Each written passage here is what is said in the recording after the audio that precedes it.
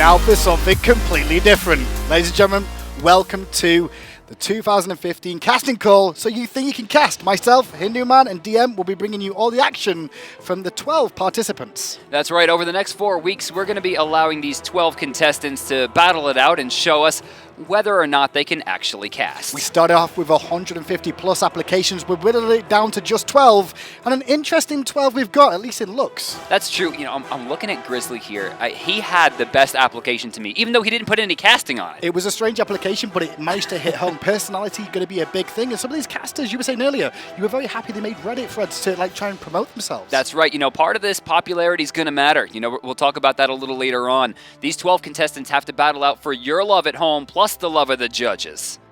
Now, take into account as well, there's some North Americans there, Europeans, and an Australian in the mix as well. So he just snuck his way in there. But I mean, we've got a nice little variation of different people from different regions, so it's a nice little broad spectrum. Now remember, guys, at the end of this competition, one winner will be crowned, and they're going to join us, Hi-Rez Studios, coming to Worlds as a VIP, and we're super excited to be able to do that. Yeah, definitely it's going to be really good for them. And don't forget, if you do manage to get to the final, there's still a good chance of probably going to be at regionals too. That's to do right. The live final. So we've got that. Don't forget to tweet at us, though, to join the conversation. Let us know who you like during this broadcast or who your favorite looking forward to listening to at #SmiteCast. Now, today, we're going to be showcasing 3 of the contestants. We'll be doing 3 every week for the rest of Phase 1. Now, how this is going to work is we'll showcase the 3. They'll have a chance to cast with either myself or Hindu Man.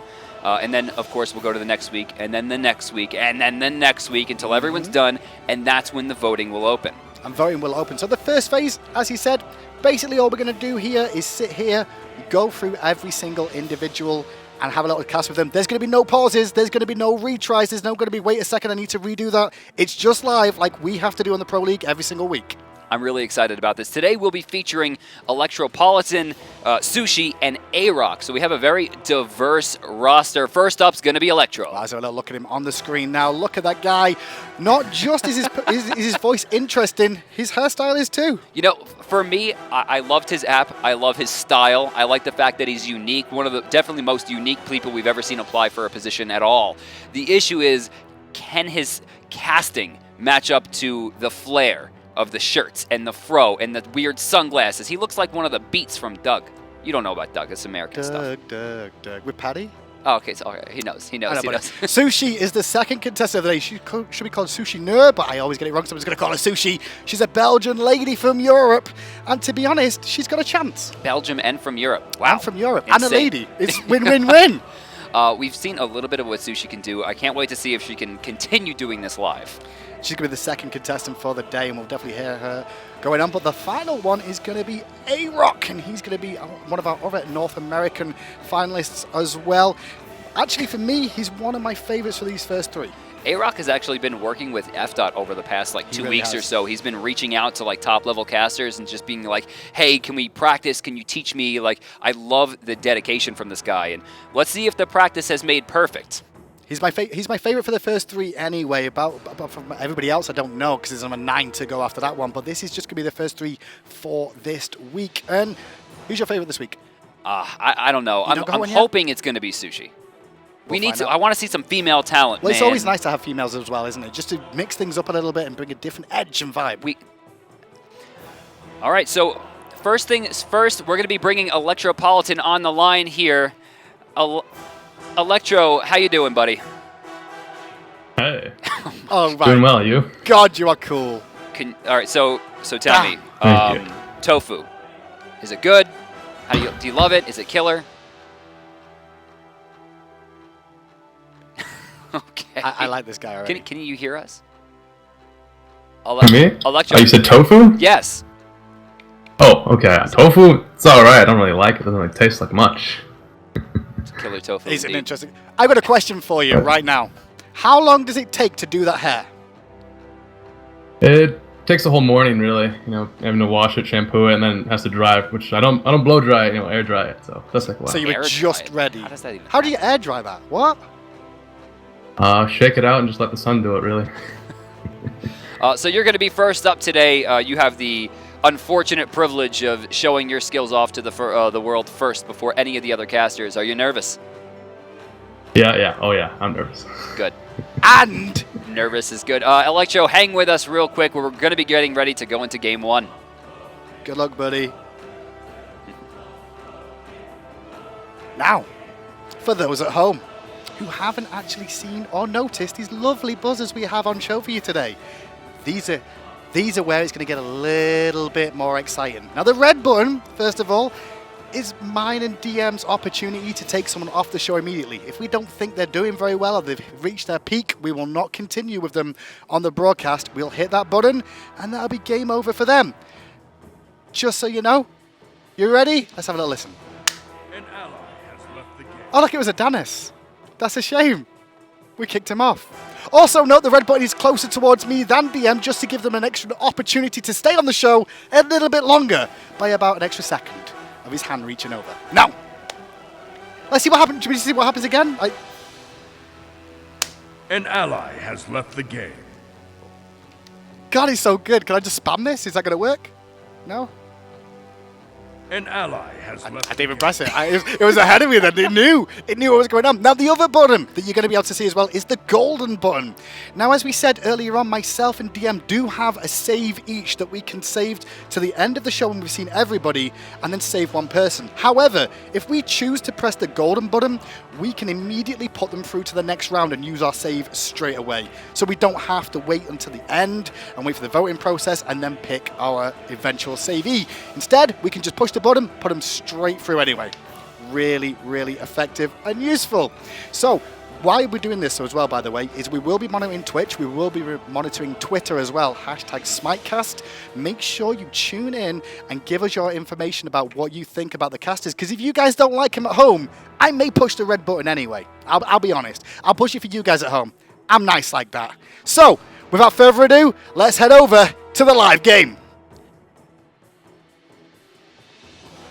All right. All right, Electropolitan, welcome. We're going to be checking out Advent Guard and the Direwolves from the OCE League. I think this is Husey territory. How you doing? Hey, I'm doing well. Just woke up a few hours ago. Doing really well. You? Oh, you know, pretty average. We're going into the game here. Now, we see Khepri has made it through, not only as a Guardian, of course, which is, you know, what he is, but he's going to be looking like he's going to the solo lane against Osiris. Very interesting. We also see a big grouping in mid lane. That's true. It's spotted immediately. You can see Isis sitting under the tower, making sure that she's not going to allow Khepri to abduct her, pull her away.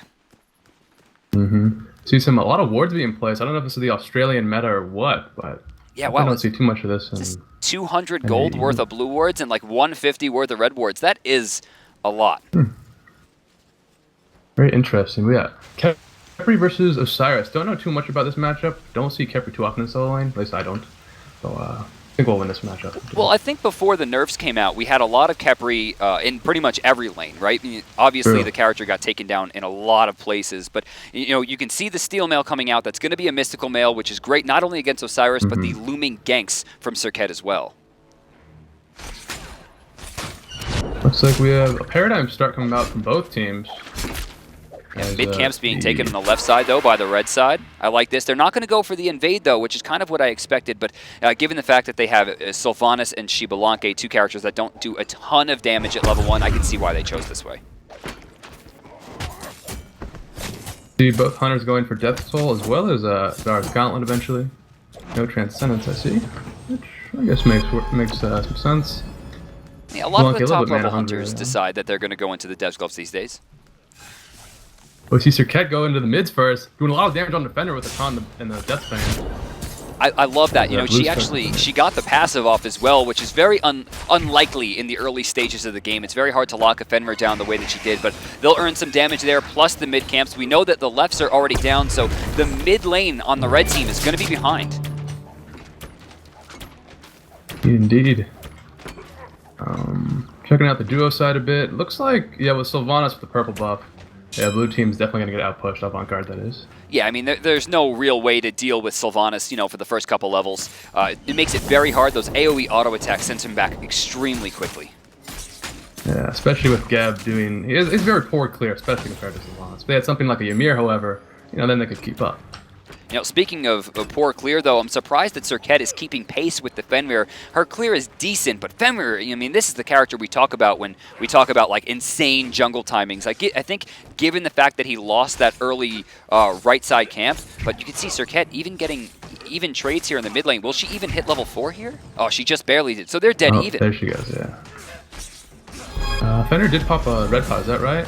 Yes, I think Fenrir does have the red pot to start. Serket should as well, given her Bumbus Mask. Oh, big taunt, Deathbane. Yeah. Fenrir about half health. You saw the double jump go in there. That's just a graphical glitch. It happens sometimes when you jump right as you get taunted or stunned. In that regard, Fenrir actually didn't waste the cooldown, which is why you saw the second one come off. You see both supports went into an early blink. What do you think about this, DM? You know, early game is so strange for Geb, right? He has the Geb shield, he has control over the lane. It's very easy for him to rotate around with rollout, but in lane, he doesn't have a lot of pressure without putting himself in danger by going for the big damage shockwaves. Remember, the closer you are, the more damage it does. See a bit of pings coming out. Taking a look at the damage graphs, we see Serket at the top there, shortly followed by Khepri, surprisingly. I mean, Khepri able to throw those big... Oh, wait. Whoa. Thought we were going to see something here. But no, back to Khepri. You know, we talk about Rising Dawn. It clears the way very efficiently, makes her creeps a little bit more defensive as well. On top of the fact that it does like 100 and something damage at level 1. It's a very powerful ability. Really? You see him right there throwing it out. He is going to get outpushed now. I think Osiris has gotten to a point where he's no longer really afraid. And if we take a look at the Golden Hand... Oh, wait, no. Let's take a look at the 3-man Cataclysm. Yeah, this the last breath on the Fenrir. Vortex. Brutalize on the Fenrir. Circle of Protection is going in. Apollo's now joining the fight. Fenrir really weak. There's the Ragnarok onto Apollo. Bringing him back to the tower. Going to secure the kill. Wow. Fenrir's still alive. He took like 4 ultimates right there. Geb getting pretty low as well. He's going to be forced out. Here comes Khepri as well as Osiris.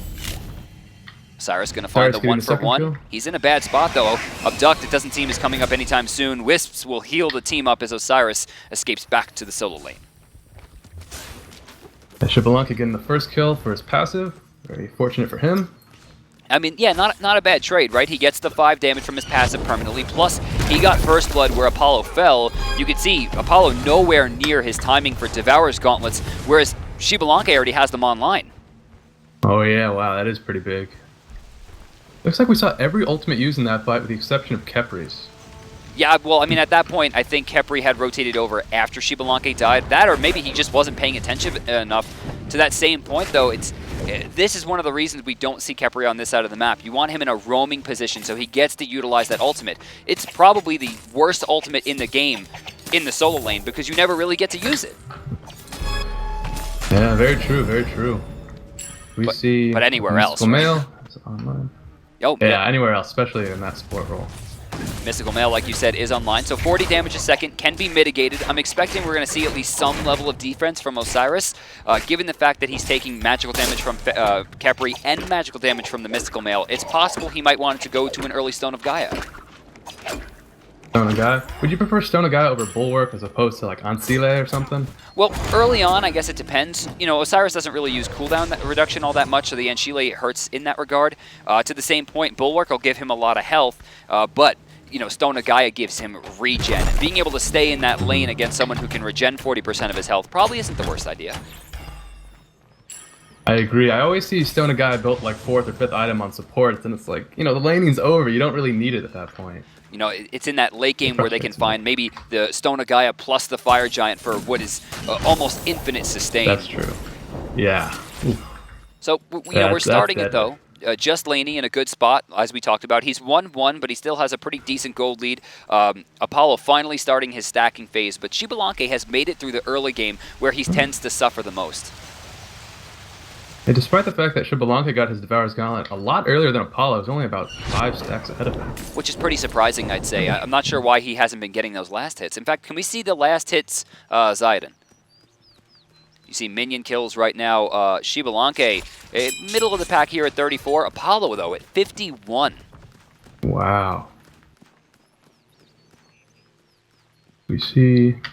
looks like, I don't know, Ep1 was just kind of chilling out on the up-on-guard side on the left jungle. Must be looking for a pick. Oh, I'm sorry. I thought we were going to see Osiris rush in there. Khepri has been very aggressive, and I love the fact that he's utilizing the front line with the Mystical Mail, allowing it to do creep damage to not only the melees, but the archers as well. Well, we see a big grouping at the left mid, excuse me. Yeah, they're blinking. We see Serket setting up. Just waiting. Fenrir sees this. She's going in. The taunt, knock up. Oh. There are the beads. Yeah, that beads activation was perfect. If he had not beads exactly when he did, his jump wouldn't have left the ground before he got hit by that spirit ball, and that kill would have been big time. And we see it's now, red is down a man while Fenrir is in the base. Blue is just clearing some wards. On guard. Oh, yeah, you can see only good at solo right now. Having some trouble in solo lane. Locked under his tower by Khepri. This is not something I think we should have expected going in. Definitely not. I don't think we're seeing much utilization out of the Death Soul. Usually, there's a lot of sustain from Osiris, being able to just run up and repeatedly use those AoE auto attacks for big heal. Remember, 6 health per hit, and he can hit 6 times very, very quickly. So he should be getting, 30, 50 health back every wave, and that's not what's happening. He's just taking lots of damage. The Khepri Shield doing work against the Spirit Flail. Yeah, I'd say Osiris, one of the best characters with Death's Toll. Yeah, we got Osiris, characters like Bologna do very well. Fenrir can go back and forth between the Death Toll and the now infamous Bluestone. Yeah. Taking a look at the damage, we see Osiris at the top, shortly followed by Khepri and Serket. I wonder how much of that Khepri damage is Mystical Mail and how much of it is just natural harassment from the Rising Dawn. Good point. You see blue buffs done by red team up there. Right side, we got a grouping here. Oh. Grouping. We got a small timeout here coming out. One of the Australian teams having some trouble here. Now remember, guys, this is Advent Guard going up against Dire Wolves, the top 2 seeds coming out of the OCE League. It looks like Avant-Garde went undefeated, did they not? Most of it? I think we're pretty close to that, if not yes. I mean, they're in a really good spot.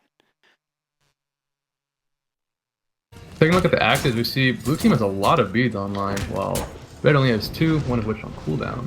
I think a lot of that has to do with the fact that since they're in the lead, they can use... Or I'm sorry, no, Advent Guard's actually behind by a little bit here. That's strange. Yeah, the double Guardian, so much CC on the red team of red. Yeah, you got Khepri's Abduct, you got the range root, and then Sylvanas has pull, roots, knockups. Shibalanke, of course, has his ultimate. There's still a Janus and a Fenrir to deal with. I mean, early beads against Fenrir is never a bad idea. It looks like you were right about the Osiris going into the Emerald Talisman, soon to be Stone of Gaia.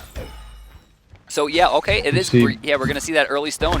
This is a lot of regeneration, and despite the fact that obviously Stone of Gaia is going to be better than the, I think, Emerald Talisman, you have to remember that this still gives them a lot of sustainability.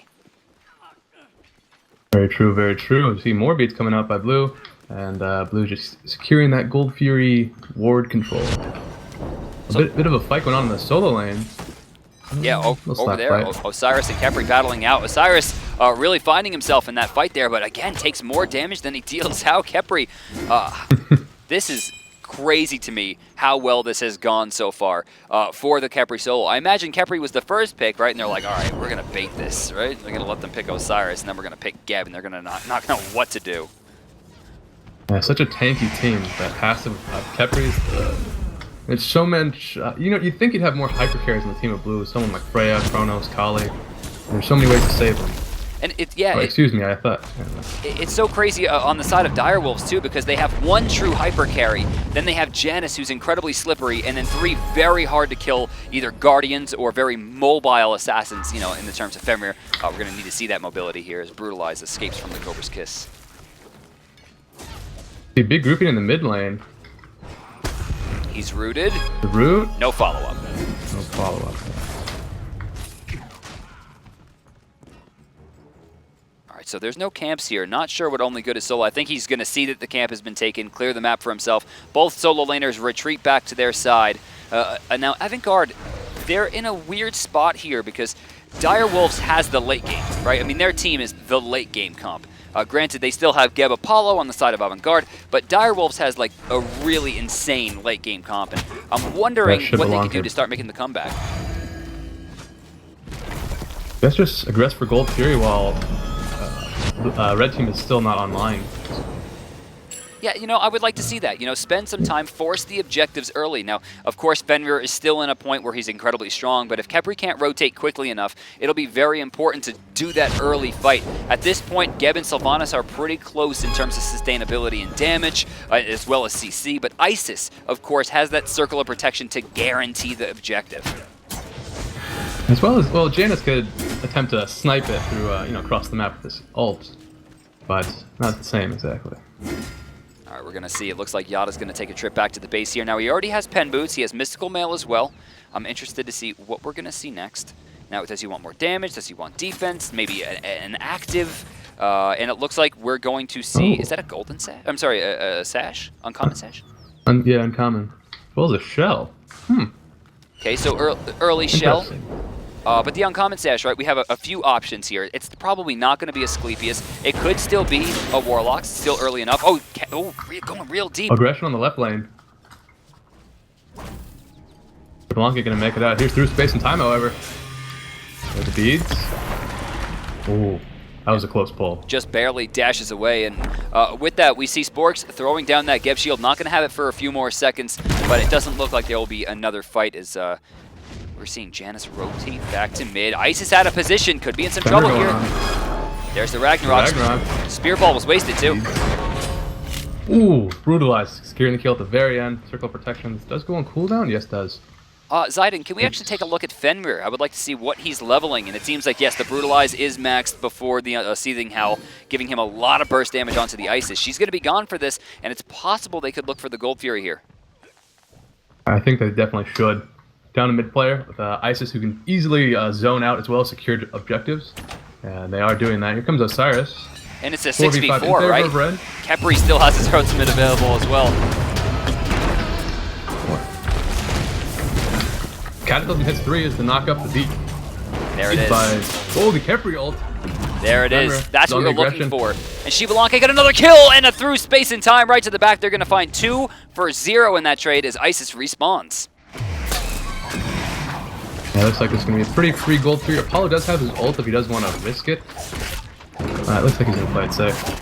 Avant-Garde in maybe unfamiliar territory as they're down 3 kills, and as we take a look at the graphs, I imagine it's going to be some gold too. Yeah, 2,800 gold, 3,500 experience.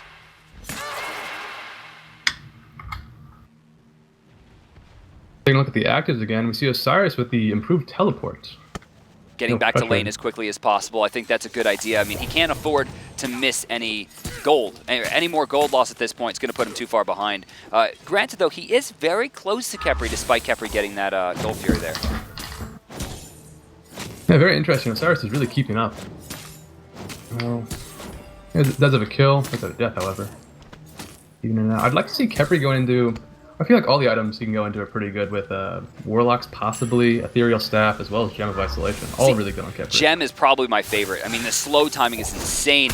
Now, we're seeing a big rush here onto Khepri. I don't think they're going to get this. Probably not. They're dumping a lot into him. He makes it out of there. They spent a lot of time on that. We saw an ultimate as well, but it wasn't the end of the world there. Avant-Garde doesn't pick up the kill. Very surprised to see them commit so heavily to a Guardian.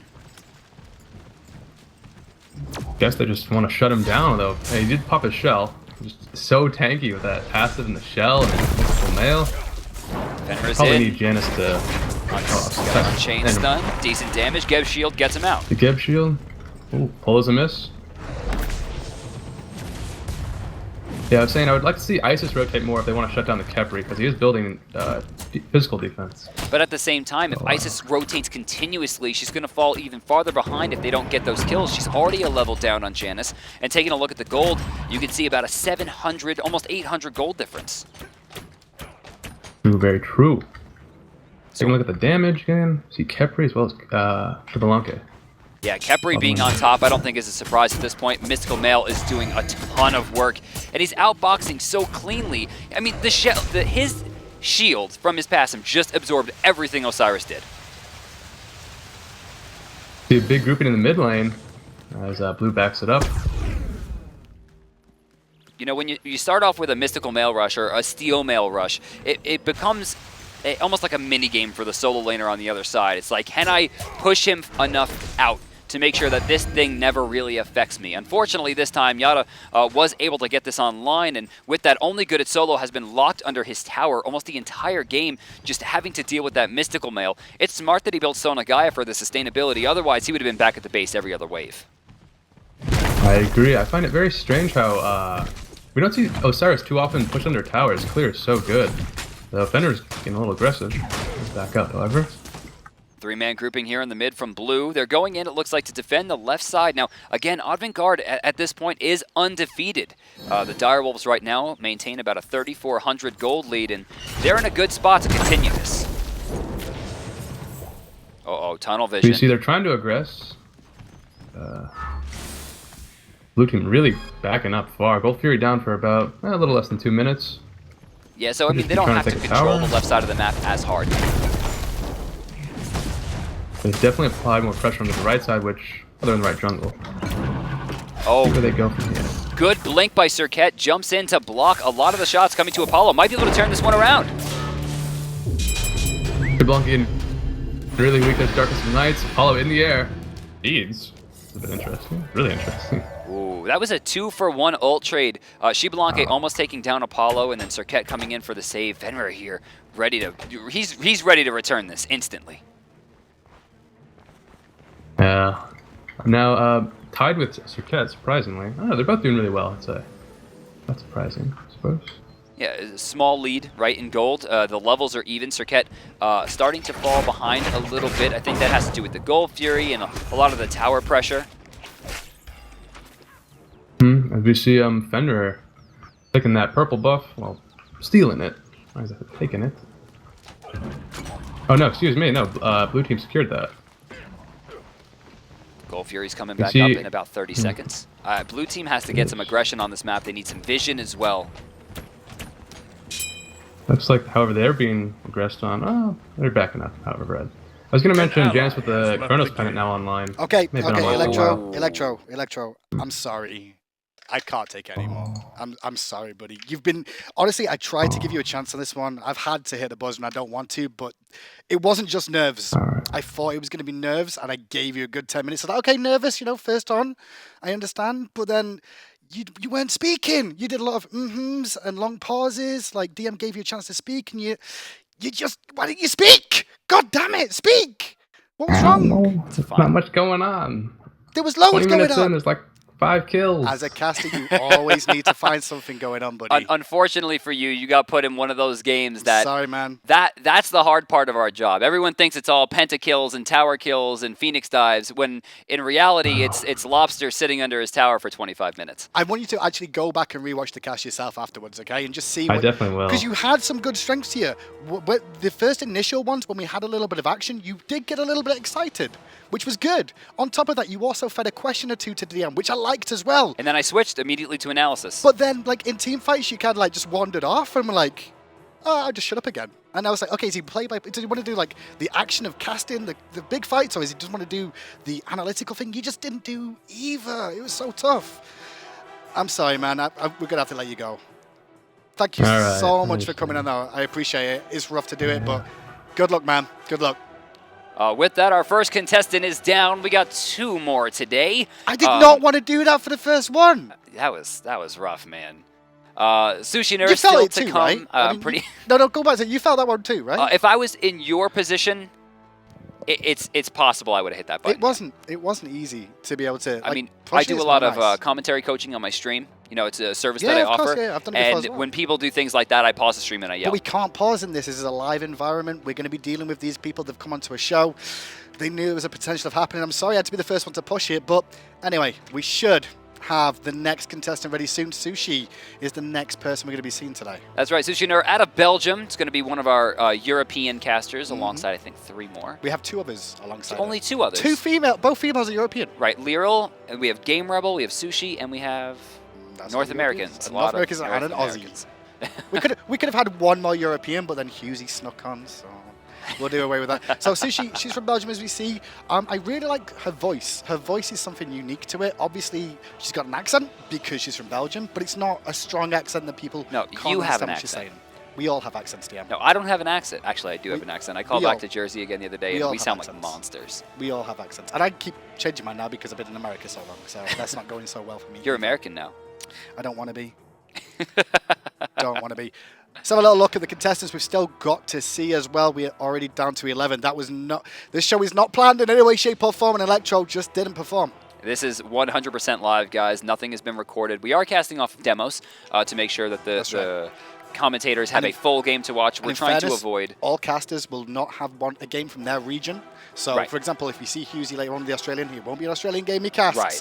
Everyone's going to have the same situation of not knowing the players. But we've still got 11 more to go. Dear God, I hope some of them get through today because I don't want to keep pressing that buzzer. Didn't feel good. It did not feel good. It felt awful. Blame Brad. Wait till you have to press it.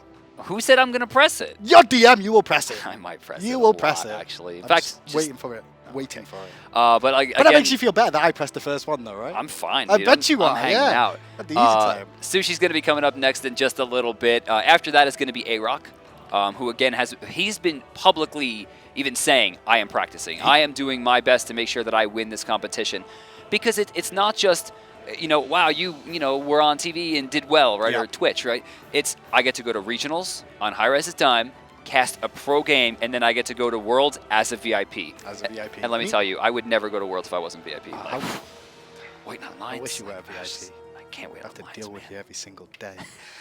But what you can see from that first cast, guys, at home, if you did watch it, I did read chat. A lot of you had some interesting points to make, apart from just spamming F6 or F7. Yeah, he was nervous. A lot of you did say that, and I agree, he was nervous. But you could see there was. Shut up. I mean, not today. Every cast. At Worlds. Every cast was nervous. To be fair, at the World Championships, I was nervous as well. Dude, I sat in a chair before the thing opened for like 3 hours, just like staring into oblivion. But it's getting over that nervous and still being able to produce for the audience is the big issue. Especially when you're in a conversation with somebody else, and if the other person stops speaking, you kind of have to pick it up. You can have a pause now and again. We do it in the Pro League, but not long, continuous pausing. It's just like having a conversation in real life. The goal of casting is to have a commentary conversation with somebody. You bring the audience in as much as you can, but it's all about trying to have that unique conversation, right? Keep the flow alive. And it's just like if you were at a bar and you're talking to somebody and the conversation starts to die out. That's usually when you walk away from that person, and unfortunately, that's how you walk away on the show. Wish I had this button for DM when I cast with him. I'd say, anyway, Sushi should be along with us now. Hello, my European lady. Are you there? Hello? Hello? Hi. Yes, we can hear you. Hey. She's not got a bow tie. You had like a weird European bow tie on. Sorry. What happened? I'm sorry. I'm There's not only casting with you. one sweater I have with a bow tie, and I couldn't always wear it, That's true. If she wore it again, I probably would have said something. Yeah, because you guys always say something when I wear too many bow ties. The same bow tie. That's why I've got a big one. But like, Hindu, I'll wear one for you next time. Like, I'm wearing one for you. Yeah, well, maybe I pushed the red button already. I've just done it once. Wow, so rude. Yeah. So rude. I'm the Simon Cowell. By the way, my cat. Wow, she's trying to get those votes already. She's going for the cat votes. She's on Reddit already with the cat votes. Good work, Sushi. Good work. Play to the crowd. Sushi, let me know a little bit about yourself. I mean, obviously, you're into casting. What do you see yourself as? Do you see yourself as the play-by-play person, or do you see more the analytical side? What do you think your strengths are? I'm more of a host, play-by-play kind of person. Like, I could do analytics, but I feel like I don't want to say something that is not correct. Good call. So I just stick to play-by-play. That's how you avoid Reddit threads. Well, the good news for you, yes, pretty much. And if the other way to avoid Reddit threads is cast with DM, and that's exactly what you're going to be doing today, Sushi. Are you prepared? Okay. So the good news is I think I am. DM generally the analytical of the two whenever he casts with people, so this should be a natural transition for you. And we're going to go and give you a second to get yourself set up. Good luck, Sushi, and you'll be casting with DM shortly. Okay, thank you. Okay. Once again, boys and girls, welcome back to the caster desk, where we still have the two buzzers. If you've not seen the buzzers before, you tuned in a little bit late because I've already had to press it a couple of times. The red F6 button. The F6 button pretty much gets them off the show. get me out. Unfortunately, Electropolitan, we gave him a shot. I gave him even longer than I thought I was going to, honestly, because I was really worried, but the nervousness got to him. Maybe it'll get to Sushi too. Maybe it'll get to another contestant, or maybe they just swear. We need to kick him off the air. Oh, yeah, we'll press the button. Don't swear. Don't swear. Bad idea. The other thing as well is the golden button. We have that if me or DM want to use one of our saves. We only have one each, remember, so out of 12 contestants, now already 11, we can push that button and take someone through to the next round immediately. Whether or not we push that early on in the competition, it just depends on the quality of the cast and our own personal opinions. That's the big key. Don't forget to tweet at us, though, with hashtag SMITEcast. If you want to get involved and give feedback on what you thought of the show so far, did you think Electropolitan deserved to be kicked off? Let me know, because I thought he did, and a few people in chat also thought the same way. If you do want to get in touch, you can also mention about any other ones that you're looking forward to listening to and seeing how they perform onwards. So, back to DM for a second. We're going to have the usual production issues that we always have, especially with people out of office that we get to take care of. Why are you talking to me? 11 left. There are 11 left, which is kind of crazy. Already. You know, when we talked about having this buzzer originally, me and Hindyman both like, there's almost no way we're going to have to use it, right? And to use it on the first person, like, that's brutal. I'll be honest, I expected to use it today, but I didn't expect the first person. I expected, like, once a day, mate, once a week. Should we do it once a week? Should we be forced to do it once a week? No. No? It's awful. No? Because imagine if you're like, oh, this guy's not very good. Like, the second person on the day is not, this guy's not very good. I'm just going to push the button. And then you don't, so you have to push it on the third guy, even if he's good. Again, guys, if you want to join the conversation, go on to Twitter, please. Hashtag SMITEcast. Please do. Who's the one that you want to listen to? Who are you looking forward to finding out about? And what do you think of currently on air? Production insists that you guys tell us who is. What was it? Spitting the hot fire. Isn't that a dragon that spits hot fire? Yeah. So who's the dragon? So who's the dragon? Let us know. Hashtag SMITEcast. I have a feeling this is going to be a really dumb meme for We'll like go the rest with of the contest. As long as it's you or after, I'm fine with it. That's normal. Pretty standard. There's your meme face, DM. Well done. Good job. So we're just getting ourselves up for the second game. It will be another one of the Australian ones. Avant-Garde versus Dire Wolves. Don't forget, though, these people at home, sorry, these people on the show are competing to come to Worlds to work with us. That's right. The winner of the contest will be coming as a VIP to the SMITE World Championships. They'll be able to take a behind the scenes look. Behind the look. It's a new way I play SMITE. It's behind the scenes look at how we do things, how we put on such a big production. Don't forget, guys, you can also pick up your tickets. They're on sale right now. I'll take into account, we said we've got 11 left, 2 more today. Sushi is currently on the line. Sushi, the girl from Belgium, I'm going to talk a little bit about her and say what I really liked about her and their application was it was smooth, concise. Her video replays, they left a little bit something to be desired, but I think that it can be moldable. And that's a big key with some of these, that they may not be the finished products. We're not looking for a finished product. If we find it, great. But if we don't, if we can find people that we can mold and work with and they've got potential, you've still got a shot. And that's what some of these people have. Yeah, we're not looking for statues. We're just looking for clay.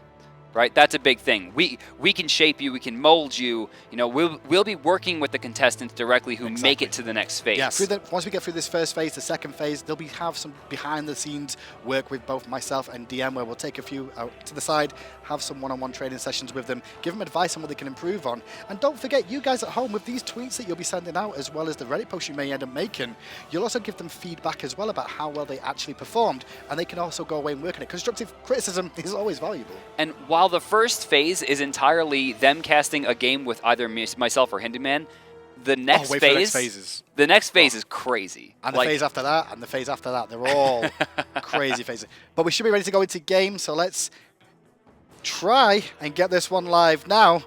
DM and Sushi, take it away. Welcome back, Miss Sushi. Are you ready to go?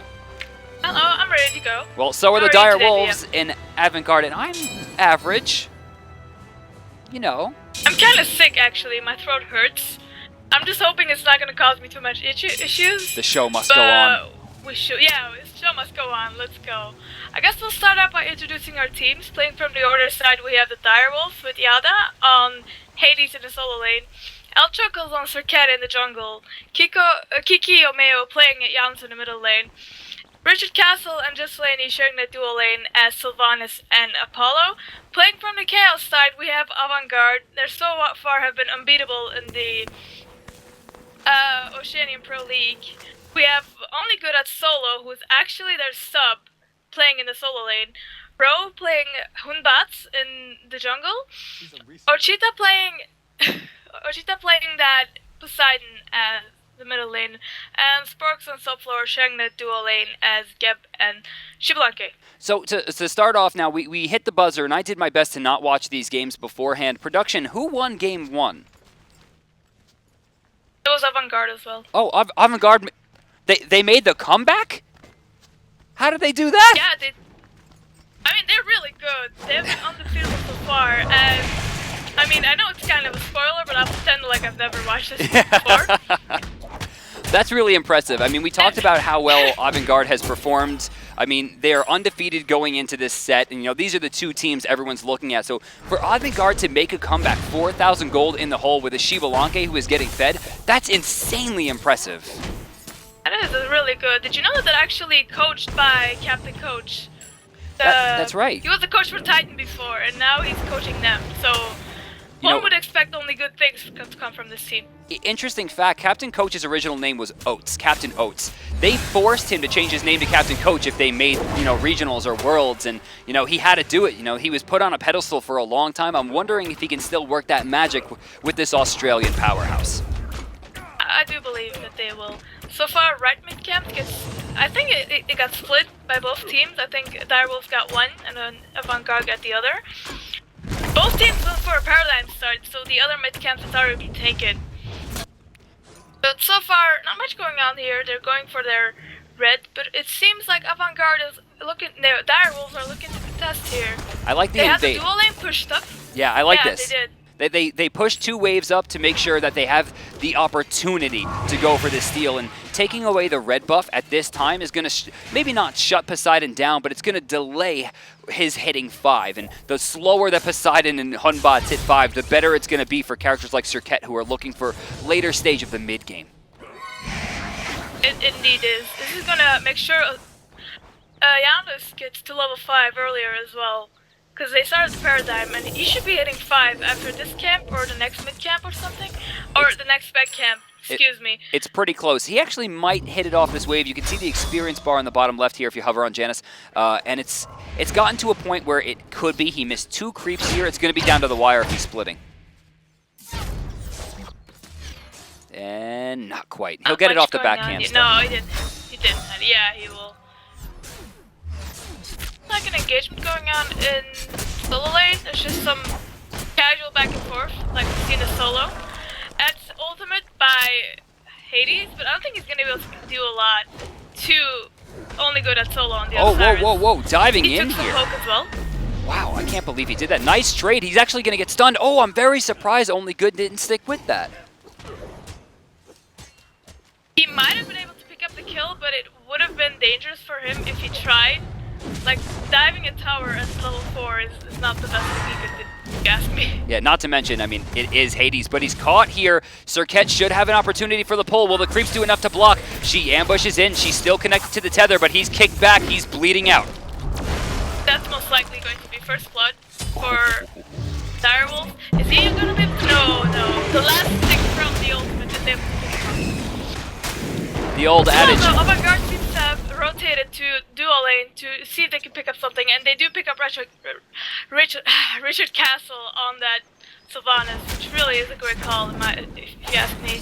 I mean, yeah, the old adage of you go to solo, we go to duo, right? And with that, they don't go for the Gold Fury, but they're going to get left camps. It's not first blood, but they're definitely not out of this just yet. Still 2 ultimates available for Direwolves. Right side, same thing. None of the duo laners have used theirs just yet. This is a good call from Avant-Garde too. They are behind a bit from the first blood, yes, but they're still keeping themselves in the game, and going for this purple is also going to help them out a lot. Yeah, not to mention they had the early deficit because they lost their red buff, so it's a return to invade. Yeah. And with that, Shiblanke, very smart, doesn't go to pick up the buff. They don't need it. They still have theirs to get. All this does is hurt Apollo's timing, but at the same time, Apollo is just about at the mark. In fact, he's going to hit it in just a second here. He'll have enough for his Devourer's Gauntlets. I'm expecting him to back very soon. Likely, yes. So far, though, not much is going on. Both teams are going for their buffs, respective buffs, I'll say. Who do you give the advantage to, DM, when it comes to team composition? You know, it's hard to say. You know, Hades right now is such a big force, considering his early game is very close to unbeatable. But then in the late game, they still have Serket plus Janna, so she'll be able to either blink or teleport in using a portal, get, you know, those big hits off to let Janice try to go for the poison explosion with Unstable Vortex. Now, across the way, if Poseidon winds up hitting, you know, a good crack, another 2 or 3 people, it could trade. So it's hard to say right now, but I think it's going to... We need about 3 more minutes to see if someone's going to really start taking the lead. Likely are. Yada on the Hades took some damage from Osiris as well. Osiris is really good at giving poke and clearing the wave earlier. But Hades is great at healing himself up repeatedly after. Yeah. Yeah, that is. Those Osiris souls with Blight is just the pain, because you think you have him, but then he somehow gets a heal off, and then nope, you don't have him. You know, it's funny because every solo laner tries the same thing, right? You see Hades dash in, or, you know, use the fear, and then you try to CC him for like 5 seconds, and it's just not going to happen. Like, you're never going to stop him from getting that heal off. A rotation from Avant-Garde to pick up their own blue, pick up their own red. They really don't want to give it up this time, and I guess fall further behind, which wouldn't be in their favor. I mean, Direwolves has about a 500 gold lead, which at this point I don't think is the most necessary amount. We didn't really see a lot taken off the first blood. No, it isn't, but it could snowball their way with a couple more kills. So you never know. I think both teams are trying to be very careful here, not giving up kills when it's not necessary, and just ride it out to late game and see how that goes. We're seeing a grouping here on the left side. I don't think they're looking for the Gold Fury. They do place a Sentry Ward down. You see nice placement, just nice standing right there from Serket, making sure she's covering the entire entrance in. Forces the Get Blink with the ambush. That's a 16-second cooldown for a 90-second cooldown. That's a win in my book. That is always worth. Although spotted, and they get spotted. Okay. Oh, he was stuck in the whirlpool. 3 ultimates on them. And they're able to pick up Richard Castle. They went in from the wrong side. Apollo did drop in with Across the Sky. But they went in from a dangerous side, like the enemy side of the jungle, and them being in a small space was a perfect setup for Avant-Garde to use those ults and pick up the kills. But again, they return it. Down here? Yeah, he is. He gets returned. It's still a 1. It was a 1-for-1. I think it was a support for the solo laner, which, I mean, I feel like it's more of a favor of Direwolves. What do you think, DM? Right now, I would say that is probably in favor of Direwolves, if just for the fact that Osiris got sent back much later, giving more time for Richard Castle, who is also level 7 compared to level 9, to roam around the map and continue getting that farm. He's giving license to Hades to continue getting farm as well, which is going to hurt. But at the same time, you see him spawning here. We have the more defense coming out, a very similar build from Only Good at Solo. He's going to be looking for that, probably Stone of Gaia. Likely for the sustain. Avant-Garde is able to pick up vision control on the Gold Fury as well. They have a sentry on it now to make sure they know if Direwolves are attempting it. But there are 2 sentries in the inventory right now for Direwolves, meaning they can clear, then waste the other one. Oh, actually, no, it just got placed. So they have the chance to regain vision control here. All they need is a good rotation. The trouble here is Just Laney is having a hard time, right? His rotation to the mid lane in the last fight was a little awkward. He actually had a great ultimate, but the Geb shield was too quick. He couldn't follow up with the So Beautiful kill, and now he has a small deficit compared to the Shibalanke level. Which is really unfortunate. Had he been able to pick up a kill there in mid lane, it would have been huge for him, and he would have put him in a better spot against his lane opponent subfloor. Yada taking some damage here on the right side. Only Good at solo. Gonna force him to dash. The first time that I think we've seen Only Good get the better of Yada. Yeah, it is. Be able to dive here? Maybe. Nah. There's only like 2 minions. He's not gonna be able to do that. Hades has teleport though, shouldn't be gone for too long. He picks up a silver breastplate, so we're looking at a breastplate of valor. It's a very cheap item now, cooldown reduction of course very effective, and then immediately gets back to lane. Kind of surprised to see that he didn't immediately go for the full teleport though to reduce the cooldown. I don't think he thinks that it's needed at the moment. Like Osiris is half HP, his teleport is down, and he should know that it's down. So he's like, yeah, probably. have enough time, I guess, to stay in the lane. So, you know, the Gold Fury is probably going to get pressured soon. We've seen a lot of Sentry rewards bought so far. It's going to be hard for either team to secure this without someone like Isis or Ra. Now, granted, they do have the Kraken, which, in my opinion, gives this one to Avant-Garde. Do you agree? I do agree that Kraken Burst should do well with securing it, although Kiki Omeo on the Janus could be secured as well with the very long range ultimate, but it's fairly unlikely. Those snipes are difficult to hit. We got a blink in here. Sylvanas throwing a lot, but the Geb Shield's going to be used immediately. I don't know that Sylvanas got enough to warrant the ult. That's ultimate used by... That Shiba Lanka, I mean, forcing him away, you know, that darkness does a lot more than people give it credit for. Yeah, it does. It makes sure that they can't see, and that way he mainly disengaged the entire fight. He made sure Direwolves couldn't continue pushing because they couldn't see anything at that point. Well, only and they good were of also solo. fighting an enemy jungle, so... Gets forced back to the base here, picks up an Emerald Talisman, but he didn't have teleport ready to go. It's already on cooldown with that. Hades does what Hades does, and let's rush that tower down. Pick up this tower. 500 gold. I mean, they'll take it. They're already ahead, like, what is it? 1.5k, 1.6k gold, 1.2k in XP. It's a slight lead, but I don't think it's over yet. Well, let's bring up the graphs there, Zayden, just to give our viewers at home a visual aid. Yeah, you see about 1,000 experience. Not a huge deal, but 1.5k gold. I mean, this could be enough for, you know, Dire Wolves to find one good item level, right? You know, something on a Janus, maybe able to finish up a Chronos pendant, right? We got to get to that point where Janus is getting those core items online. We got to see him rotating. It is. The ultimate has been used only once, I feel like, when they want to gank the solo lane, but and they got it. It. They got it. Yeah, that's good. It's strange to me that Janus is not seeing that as successful to me, and then he's going for it a lot. That was not only their first kill, but that was first blood. I mean, that gave them a pretty decent rush. It was. Like, dual lane from Direwolf was rotating, trying to get vision control over the Gold Fury again, but Avant-Garde is ready with a sentry to back up. And that's 130 gold wasted by Direwolves. Not to mention they gained the 50 as well, so it winds up being 185 gold swing.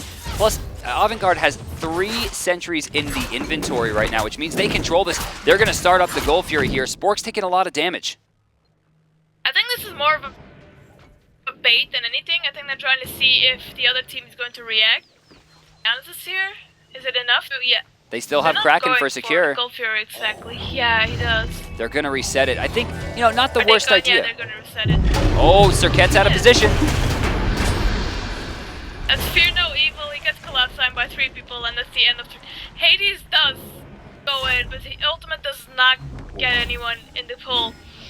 So now we're just trying to retreat. Once again, Red has option here. We're seeing Osiris control the front line. Sylvanas is back, though. Ultimate is available. They're going to do here. Mainly grouping. I feel like they're trying to get a couple more picks on the side of Vanguard. That's Razathura is for 4 people. Ro is really low. Took a lot of damage from Janus and Apollo. Janus there chasing Ro. Wow. Ro is still here. He got out. That Geb shield protected him, and he got out. Meanwhile, though, Hades did fall. He was less than 50 health. He might have been less than 20 health. And then he got hit by an auto attack at the same time that the Geb shield came out. Great save coming out from Sporks. It was. Although this fight seemed to go in favor of Direwolves. Like, Sylvanas went in, got a 4-man with Razathura. What do you feel like went wrong there, DM? I mean, I think the follow-up was a little weak, right? Sylvanas gets the dream ultimate, hits 4 people. Yeah, he got 4 people. But Laney had no opportunity to jump in. Hades was just too late to the party. I think the problem is, for the entirety of the fight, is that Kiki is not being as aggressive as he should be. I want to see him rushing forward, throwing those big unstables. I mean, he hit the Geb in the backline and sent him down to 1%, and they didn't aggress off that. He should have seen how much health Geb had left, and when he nailed that shot, he should have recognized that either he hit the shield and crippled him completely, or he sent his health so low that there's no way he could have came back in. The Janus is not being aggressive enough with the lead that he has garnered for his team. I completely agree with that. While though right mid camp gets split Row is able to get one, and Direwolves are able to pick up the next one. Looking back at the 3-man solo grouping winners. by solo, they're just not doing much. Hades clearing the wave. Only good at solo, only Osiris is pretty much even with him when it comes to experience. But remember, Gold lead is Yada here has already used his teleport. Only good still has his if they try to go for the Gold Fury fight. By the way, 15 minutes in and that Gold Fury still hasn't gone down. hasn't been. Most of it was a lot of baiting. They tried to see if the other team would respond to it. I don't think they were ready to commit to it yet. They want to get a couple members of the opposite down before they actually go for it, since there's no hog to secure the Gold Fury. So I'm loving the Stone Gaia pickup because 2 times now Osiris has been in a spot of trouble, and the extra health regeneration after the Circetl has gone off has been very helpful. He's taken 2 combos from Janus now, and they haven't affected him a lot because of how much defense he has. And once again, Red Team is going to look at the Gold Fury. Might go for it this time. They're trying to see if can. Hunbats has a good line. Hunbats That's trying to looking work. at the back line here. Paul did spot him, but he's still in the back line. But I don't think he's gonna have any follow-up if he does use that ultimate. Let's blink. Cataclysm hits 2. No, hits 3. 2 get 2 beats out of them. Fear No Evil does not do enough damage. Oh, but Only Good has Kraken been unchecked. does not connect. Yeah, he does pick up Apollo. Hades' ultimate gets 3 people in it, but does not kill anyone. So this has been a 2-for-0 in favor of Avant-Garde, and it's puts them in prime position to pick up the Gold Fury. The tunnel vision is kicking in, though. You know, they lost last game off a pretty big advantage. You know, they probably are on tilt a little bit at this point. It's hard to come back from things like that. And then watching that fight after being 2-2, it'd just be so negative. They're now down 4 kills and the Gold Fury. Zayden, let's bring us to the graphs. Graphs are surprisingly pretty about it that way. Although we should keep in mind that the solo lane tier 1 tower has been taken. So That's true. You know, Yada... This actually puts Avant-Garde ahead, no? If you Right. like, if you think about the assets on the map. Yeah, effective gold definitely puts Avant-Garde in the lead. And I think even more importantly, is the mentality right now of Direwolves. That's 2 times at around the 18 or 17 or 18 minute mark that they were in the lead. They lost the first game from this point, and they've already lost about 4,000 gold in their favor. Uh-oh, Deathbane's down.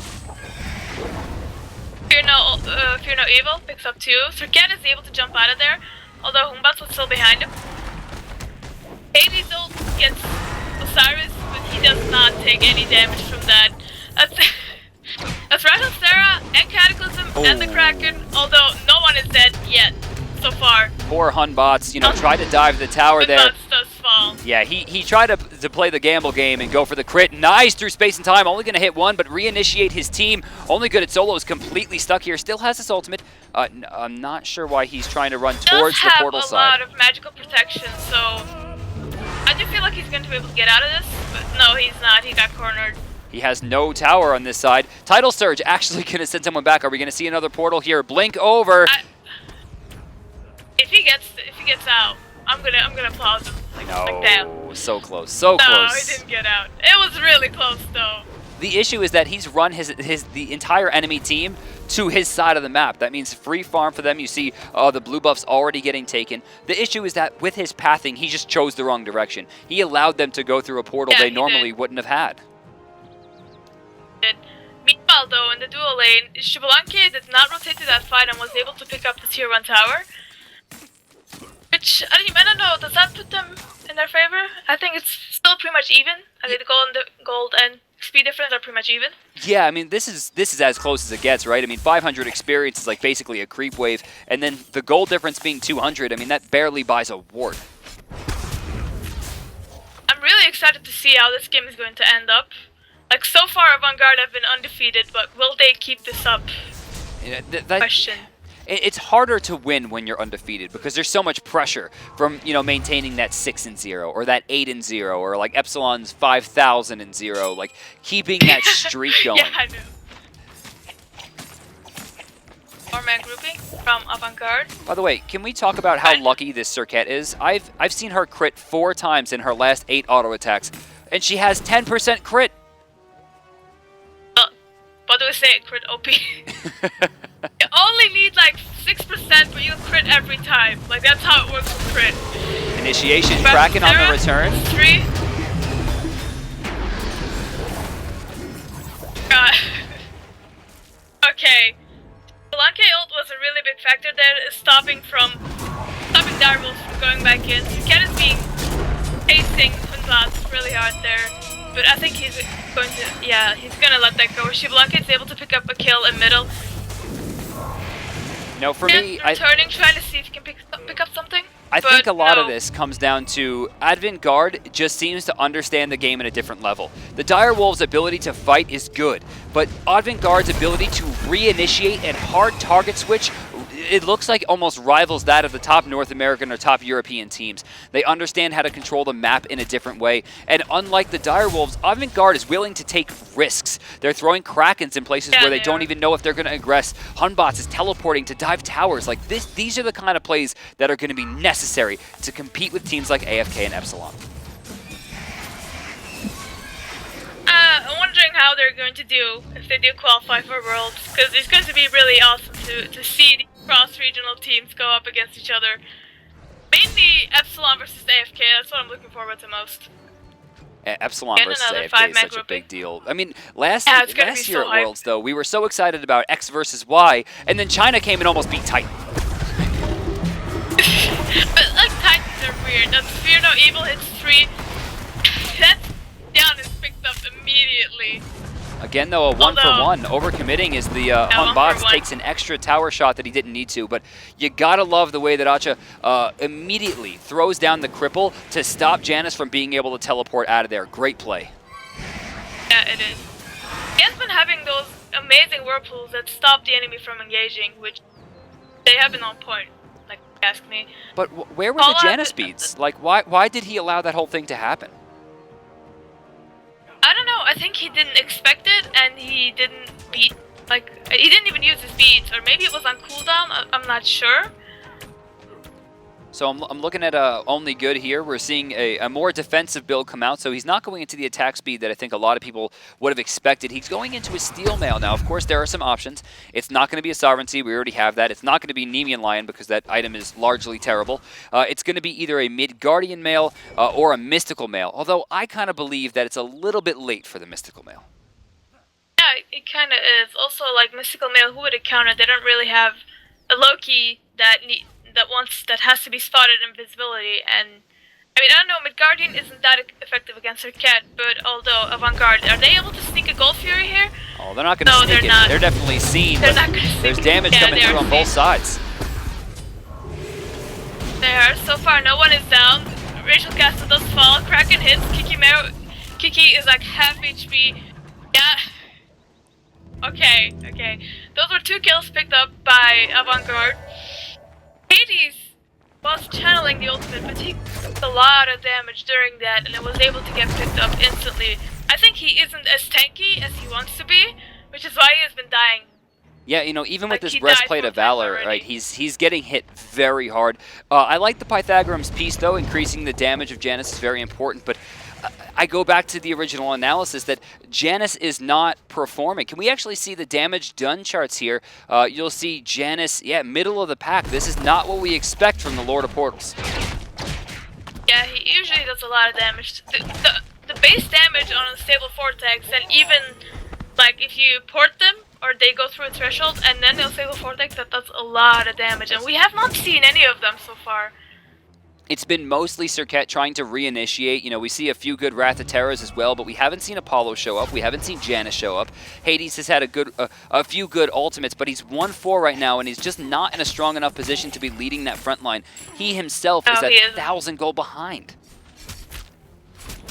And 2 levels on the opposite solo laner. Even though he was able to get their tower, but Osiris has been doing work these team fights. He's tanky enough to be able to zone the backline and make sure his backline is also protected. All right, so they're warding the fire giant here. yeah, we're about 24 minutes in, and we haven't really seen a lot of objective pressure. There's been 2 Gold Furies. There's been a little bit of, actually, there's some extra pressure right there on the left side. Tier 1 gets taken. Apollo continuing to use that amazing ultimate to allow him to split push. We see a back from Osiris, but his teleport's on cooldown. I think he has a Tier 2 here. Might be able to get it though. Although direwolves are surrounded by 4 other members of Avant-Garde. That's Blinken and Fear No Evil, but Fear No Evil does not. I mean, it does hit Giannis, but he beats it and avoids taking any more damage from it. Cricket going on bats. Oh, here comes Apollo. Cataclysm, knockup. Apollo coming across the sky. No, he'll do some damage, but he's not going to find too much off of it. Oh, they're going to go deep. Likely not. Complete dropship right here. It looks like Roe is going to be forced to escape. Very low health. Shell comes out as well. We see Geb trying to hold the front line. Osiris joins the fight. So far, no one has died though. And Roe was able to get out with close to no HP. This must be really frustrating for Direwolves since they're not able to secure those kills. Trying to pressure continuously. There's the aggression from Janus that I was expecting. He uses his own threshold for some movement. Gets a good shot there. The issue is I don't know if they can continue this, and if they can, for how long is this going to be worth it? But remember, overall, that was a win for the Direwolves. They took the left sides here. We're going to get another reinitiation, but the Fear No Evil hits nobody. I think are they retreating, or are they trying to engage again? We don't know. Those are heals coming out from Sylvanas. Osiris gets taunted by Triquette, but he is able to use his ultimate to get out. Without that Fear No Evil, I mean, they could just burn this down at this point. Their only worry at this point is the Kraken, and without something like Cataclysm or Fear No Evil to set it up, I think they can continue this pressure, but do they want to? Yeah, they could, but the thing is, it's also dangerous. If they do dive the tower and they get wiped here, this is a free Fire Giant and possibly Phoenix for Avant-Garde. Like, they want to be cautious, but they do want to get something. Oh, nice combo coming out from Laney, doing a lot of damage and very smart. Not going to get that tunnel vision to follow up. Yada going to do his best here. He's taking a lot of damage himself, but it's Kiki who finds the kill. Does Apollo across the sky. That is Shibalanke ultimate. Oh, it does. This has been like a 3-minute rush on this tower, and it's just been like one kill. One kill only. They're getting pincered just though. Laney in a bad spot. He's surrounded by 3 members. Oh, yes, he's going to be forced to tether. With Serket overcommitting here. No, she jumps out of the tether range just barely in the back line. Geb forced to shield himself and escape. At this point, though, we're going to see Ro. He's actually about to respawn. Alright, are they giving up on this tower already? I think they are. Yes, they should. Just go look for something else. Like, obviously the tower did not work out. Just make sure you do something. Try to get mid-tower, or I don't know. I mean, but they got one kill, out for them. right? I mean, they got the one kill. Was it worth it? Was it worth it? Yeah, that's the question. Like, was it worth spending so much time to get one kill? They spent a lot of time. Plus, they used almost all their ultimates. They're coming back online, though, but Ro's up. He has Fear No Evil. Small advantage for Serket now as she's level 17 versus the 16. She has about 1,100 gold over as well, despite the fact... Oh, no, I'm sorry. Direwolves does have the lead now. Very modest, though. Only about 400 gold. XP difference is about 2k, though. About 1.5, excuse. This could still be anyone's game. Like, I think we're gonna see a very clutch fight, team fight, that decides how this game ends. They have been pretty evenly matched so far, if you ask me. Yada smartly places down a sentry ward, cleans up the vision for Fire Giant, giving it back to his team, but you see rotations coming in. Geb doesn't have a sentry ward here, so I don't know what he's going to be trying to do. He places a deep ward to see if they rotate in.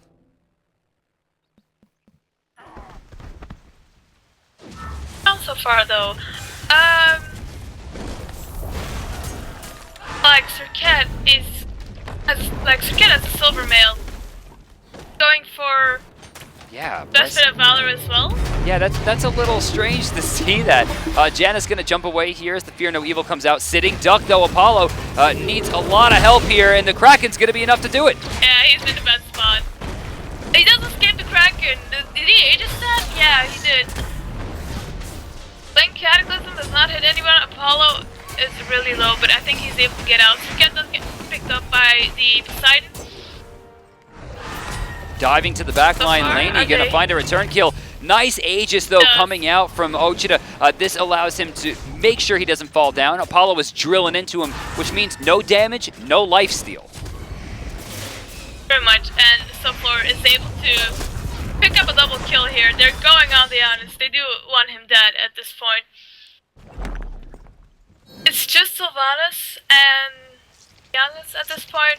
I think Avant-Garde is free to go take the Fire Giant here. Because like the two of them, they could defend, but it's really risky. You know, Avant-Garde had, you know, a pretty good win there. The Fire Giant's getting pretty low as Sylvanas tries to work himself in. You'll notice immediately two of them branch out and try to fight. They force Janus away here. Fire Giant gets taken, and Sylvanas, although he's out of position, they're not going to commit to it. I like this. They're going to back, they're going to spend gold, they're going to look to win the game. Pretty much here. It has been such an even game. Like, Bro did not get the Fire Giant though. He died in the previous engagement and he did not spawn in time. And I don't think Avant-Garde wanted to wait till he respawned just in case, like, they didn't want to lose Fire Giant. You know? Well, I mean, the Deathbringer obviously going to do a lot of damage extra with the Fire Giant, but honestly, I think if they were to pick 4 people to get it, these would be the 4 for me, because you want the sustainability from the FG buff on characters like Osiris and Geb. You want that huge burst damage and sustainability coming out from Poseidon, and of course, you always want it on the hard carry, so for Shibalanke to get it as well is great. So I think Avant-Garde are in a good position here.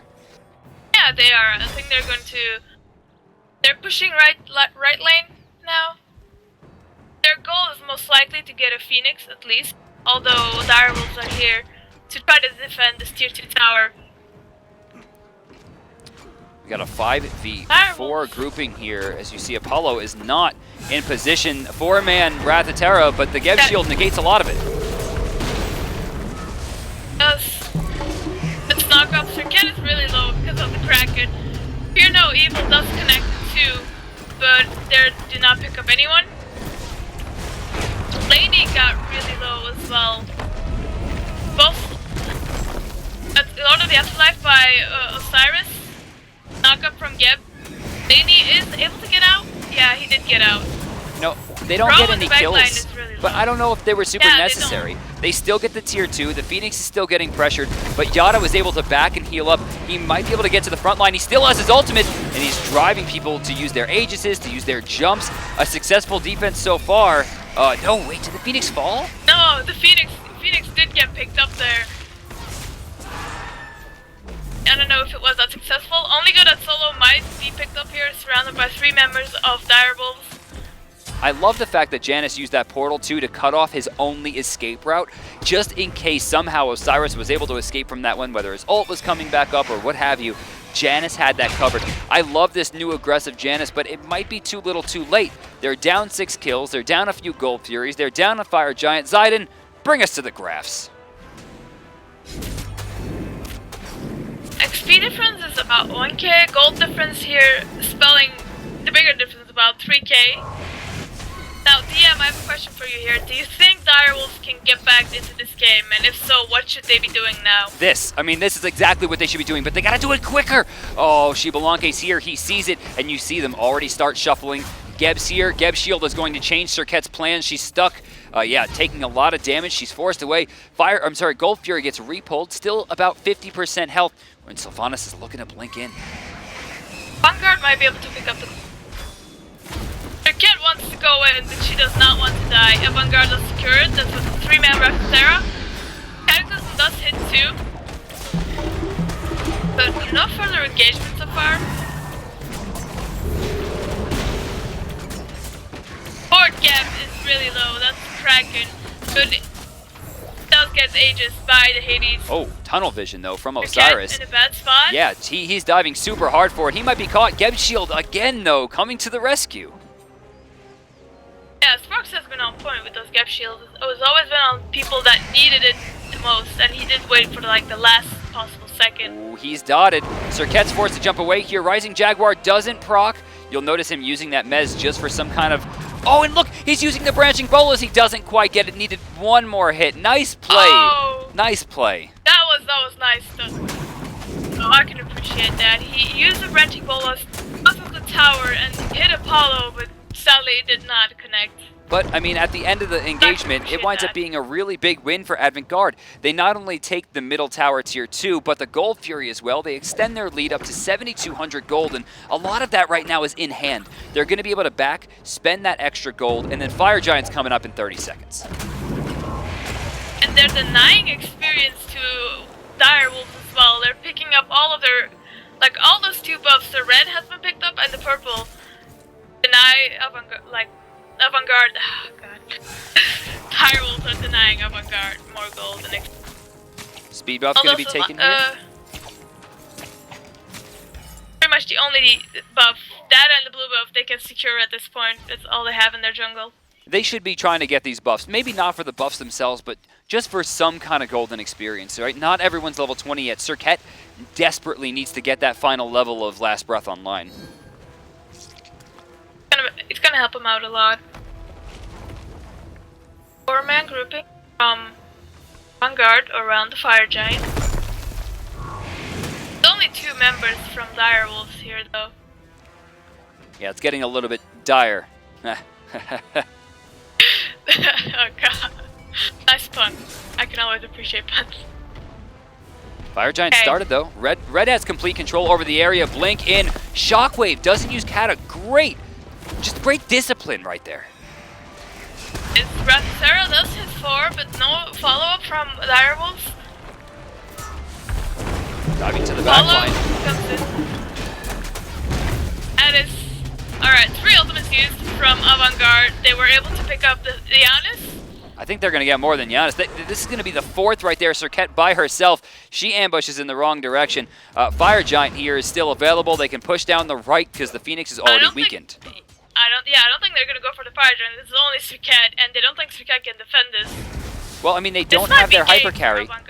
They don't have their hyper carry. Xbalanque's already gone. Poseidon's at half health here. Ro super low as well. Are they gonna try to jump into the base and go for the win here? If Serket can find one good Cobra's Kiss, it's possible she can hold this. It's gonna be hard to deal with Osiris though. They do have a lot of fire minions on their side.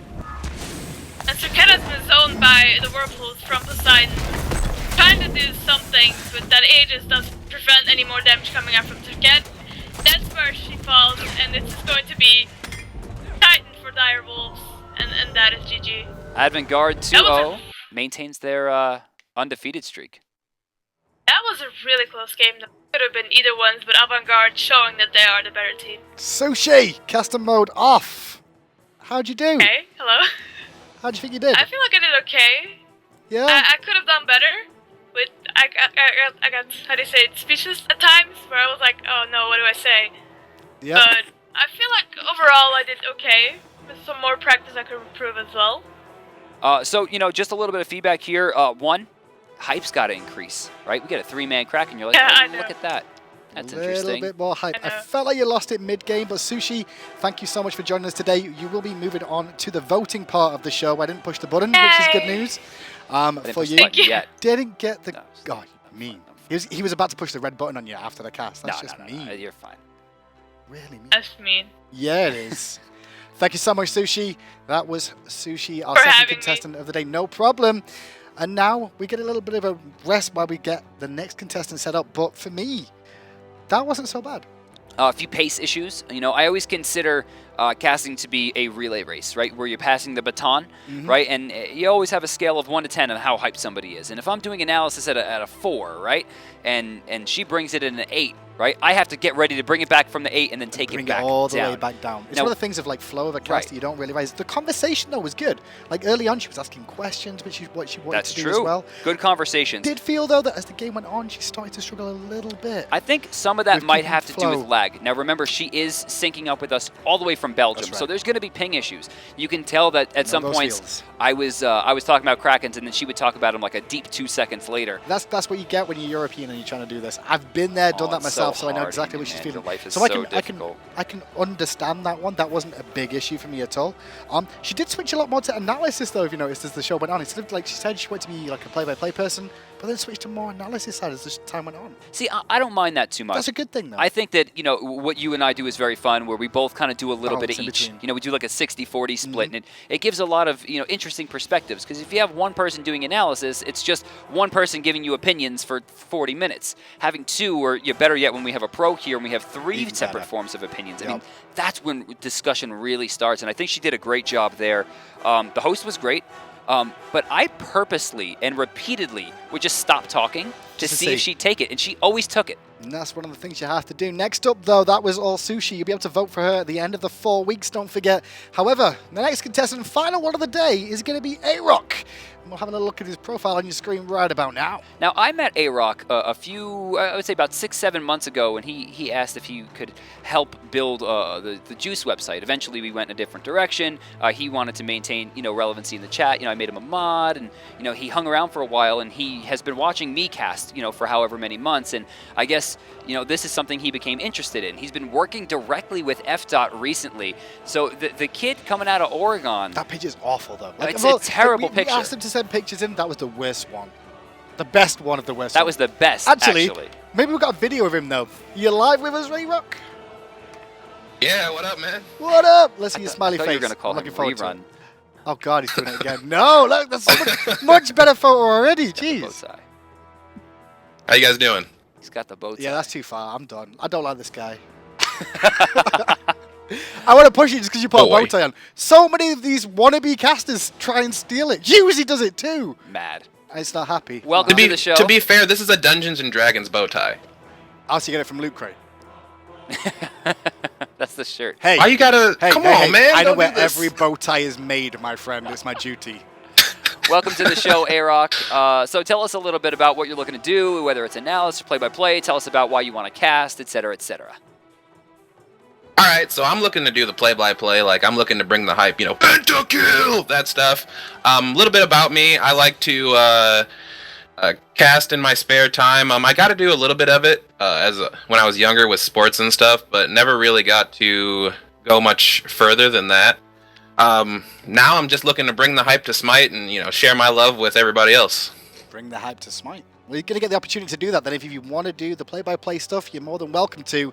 We'll see if you with the bow tie, though. That's the big key. I'm going to rock this bow tie. We're going to be getting ready for the game there, A-Rock. Just hang with us for a little bit while we get everything set up. Cool. Now, remember, everybody, before we get into this, we have these two delightful little buttons in front of me. Remember, there is the red button, which is very important. Thank you. If I hit this red button throughout this cast, because he'll be joining Hindu Man this time, A-Rock's out of here. Right, plain and simple. I can just end the cast whenever I want, and he is eliminated from the show and any contest that would involve voting. This is a big deal because, as we've seen already, it shrinks the field. Now, going into Phase 2, we are going to shrink the field from 12 to 4. Not 12 to 6, not half. We're not taking away a third. We're cutting it into a third, which is going to be very hard for people to make the top. So this is our way of shrinking the field even more. Now, aside from the red buzzer, we also have the gold buzzer. Now, we talked about in the beginning of the phase about how at the end there will be voting to bring out the top 2 to the next phase. Thank you, Hindu Man, by the way. It's been lovely. The middle finger was not intentional. He was not intentional. Both Hindu Man and I have a judge save. To shrink the field down from 4, 2 people will be voted in, and Hindu Man and I will each pick an individual to advance to the next phase. If at any point during a cast we feel someone is strong enough, we can hit the gold buzzer to ensure that our judge save is used immediately. Now, going into the game here in just a little bit, we'll be again joining with A-Rock, 24-year-olds from I think Oregon. He'll be joining Hindu Man for our next, I think, OCE game. I'm really excited about this one. Contestant 3, let's go. Ladies and gentlemen, boys and girls, welcome to the next game of the day. Myself and A-Rock bringing you all the action of the Chiefs Esports Club versus Law Gaming. A-Rock, how you doing?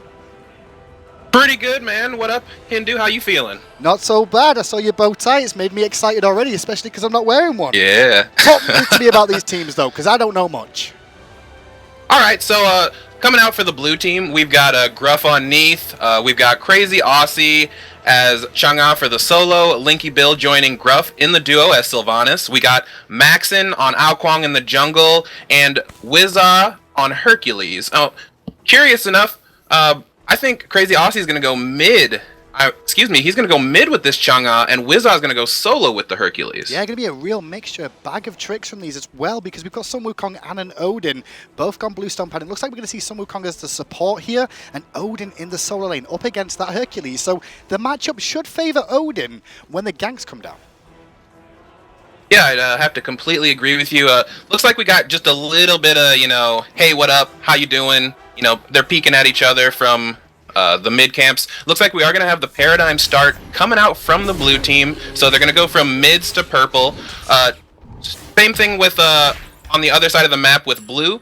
They're just going to split speed and back camps. Actually, it's the fastest way for our... hey, look, what a game already. Like, just look at this. It's Afro in the duo lane with Sun Wukong. And we've got Odin jungle, actually, not in the solo. It's going to be, good invade coming out, though. Yeah, they're going to try and steal this purple. I think Sun Wukong should probably just stay back and let this happen. Oh, no, but he gets it with the cudgel. Does manage to get it away. Very Gets nice. the Creepling Curse as well. He's going to keep aggression onto Neef. Can Neef get away? Oh, Neef. Oh, bird's taken away, Neef. Oh, the cudgel connects, and goodbye, Neef, and good night, my sweet love. Indeed. But we got a slow coming out on Sylvanas. Don't think they'll be able to follow this one up, though. The full minion wave, the dot damage is good from Bluestone, but Sylvanas should survive for now with those health potions he's got. Now, what I'd really like to see is him, just stay back and let them clear this. Any aggression out of him, it's going to be trouble because one cudgel and one birds would probably be enough to take him out. Yeah, really wise as well. The other thing about the Chief Esports here is that they didn't drop the red buff straight away, which means that the jungler's got to go and clear that camps as well. The purple's still available for the Chiefs on the left-hand side. As we tune in with right now. Ooh, a little bit low, just diving a little bit too deep there, or maybe getting Earthbreaker. On our left, I'd like to talk about, too, we've got some poke coming out from Uller. Uller is going to hit 4 first over the solo laner there and push him under the tower, which is surprising. Herc's a strong pick. Uller's going to have some trouble with this if he hits a pull. Yeah, will have trouble over in that lane. Checking with the Joe, you can see everything's pretty much standard as you expect. Sun Wukong and Aphrodite, very good sustain in that lane. We've seen it in the Pro League before. Obviously, this isn't the Australian but look at mid lane. We got a bird bomb, jumps in, but Alquang teleports away safely. Not much to see there. He's going to go ahead and clear that up and go back into the tower. Yeah, I don't think there was a real kill potential there from Giannis Odin at this stage. Good burst available, but obviously with Chang'e and the escapability of Alquang, should have been pretty safe. Fair enough. Now, can you talk to me a little bit about the Uller Herc matchup? I'm not too familiar with that. So the Herc matchup, in honesty, is generally what you'll see from Ull is the decent wave clear early on, a little bit more effective because he can clear the wave without having to get it inside the minion wave, which is where you'll see Hercules trying to look for Earthbreakers, driving strikes, and he can take a lot of poke damage because of that. But as this game goes on, you can see he's working on Steel Mail right now and really looking to try and get himself tanky, so Ull's not going to be as effective against him. Oh, we got a pull coming out from Sylvanas, though. Pulls Sun Wukong under the tower. He's one hit, but the heal from Chang'e is going to save him. That was close. Hey, look at the sustain coming out from those two. Take into account they're going to be level 5 very, very soon in that duo lane. Big rotation, though, from the mid. Big rotation. I don't think they notice. Do they notice? Alquang's level 5. This is curtains for Dante. Curtains for my man Sun Wukong. He got 8. Well, the curtains were definitely closed there, but the rotation comes in from Odin as well, looking for the bird bomb. Dragon in the sky, going to dunk down, looking for Odin. Doesn't have his leap available. He's jumped into trouble here. Oh, he gets the pull on him, though. This is going to be good night for Census. Not much he can do there. Maxon uses his Dragon Call to burst him down, and see you later, buddy. Don't know what Odin was doing ticket over back to there. base. Odin came in alone. I thought Giannis was in support, but Giannis just chose to base out. Leave Odin alone. Odin was against 4 members of the team then, all on decent HP. It was going to be very difficult for him to find a kill. Really surprised he went in then. Yeah, I was definitely surprised as well. And coming out from the solo lane, looks like we did have a kill on Wizza. So that's going to be huge for the Uller versus Herc matchup. He's going to lose a full creep wave plus that gold from the kill. Yeah, and that's exactly what we talked about. The Ull matchup, generally Ull can stay safe, but it's not going to be easy to kill Hercules once he gets himself tanky enough. Already used that teleport to get himself back to lane and get through the early phase. And that kill, well, now we'll start seeing that lane switch up a little bit, and Hercules will start to dominate. We should see Ull really need some support there now. Yeah, I definitely agree with you there. It's a fight for inches in the solo lane, if anything. You know, one creep could be the difference between you hitting level 6 or level 5 and getting your ultimate, or you dying because you're level 4. Well, we take him with the duo lane of the Lord game. They're just doing the purple buff at the moment, managed to secure it at the start of the game, which is very important for them, and that really just sprang the trap for them and got them that first blood. But since then, it's all been the Chief Esports that have been in control. Yeah, I have to agree with you there. Chief Esports seems to be playing just a stronger game right now, which is going to be trouble for the red team, just because when you're behind like this in such an early stage of the game and you start snowballing, there's not much coming back unless you got some good mechanics to bring you back in there. Or a very strong late game too. I mean, Aphrodite going to be useful alongside Sun Wukong and Ul just to keep them sustained up and allow them to keep aggressive. But mid lane, big waxing move connects. Oh, gets eaten. My man just got ate for breakfast. He did but he's going back under the tower. Will the shield be enough? Can he juke out of there? Maxon, you better get out of there, man. Oh, he's taking a way Weaver, too much damage. World Weaver might turn this one around. The bird bomb to safety, but no mana left, and he does get out for now. Duo lane is rotating into mid, though. Sun Wukong's going to look for it. Oh, nice teleport from Ao Kwang. Changa's in trouble. She did get slow. Big Wrath of Terror coming out, though. Can they find her? No, she's going to go ahead and get out of this one safe and sound. They burned a lot of ults there, unfortunately. They did for nothing. Ults, but they didn't manage to find a kill, which is really important for them. The diving mid was good, but Hercules on the rotation over a little bit too late to really make anything pay, potentially. Ooh, Neith is caught in a bad spot. But she's baiting. She's alone baiting for the here. teammates. Oh, here comes Ao Kwang. Good night from Max and the Dante. Shrek coming over. Here comes the pull from Herc, the ultimate. Goodbye, Maxon, and it's a double kill. Big double kill for Maxon and the Alcon. Now they can look for the Gold Fury too. Odin is in the area, but I don't know what he's going to be able to do against these. Maybe look for a low HP target, but Hercules is tanking. What I'd like to see Odin do here is wait and hit a jump. Oh, they reset it. You called it. Can Wait, hit a jump. He did. Bill? But it's not going to be enough to bring Oh, him. no. Find the kill. He will Blinky escape Bill as gets well. out with one hit. He does both get out with one hit. Odin survives. The best news for Lord Gaming, though, is they reset that Gold Fury. Very important for them not to lose any more golden experience than they can. I mean, it's already 7-1 at 6.5 minutes in this game, and the gold lead, well, it was starting to develop, but keeping that one available, the Gold Fury, will keep it going for now. And unfortunately, because of that rotation from Solo, he's lost his tower, which is a huge advantage for Uller. Well, it's a huge advantage for Ul in one way, but then when you think about it, Ul's now going to overextend a long way to come aggressive in this lane and try and take the tier 2. Especially when Hercules has got the teleport as well, then Herc should be able to rotate around the map with the teleport and potentially leave Ul having to do the the manual rotation, so to speak, all the way over and affect the team. The team fights in a different way. Okay, I understand. So, at a 7-minute and 27-second timeline, with blue team having 7 and red team having mid lane. Never mind, he's got out of trouble. Ult. The Honesty getting a bit of trouble there. The ult was forced out, but he will survive for now. But go on, as you were saying. As I was saying, what do we need to see for red team to get back in this? Because for them right now, with blue having a 1,200 gold lead and an 800 gold lead and an 1,300 EXP difference.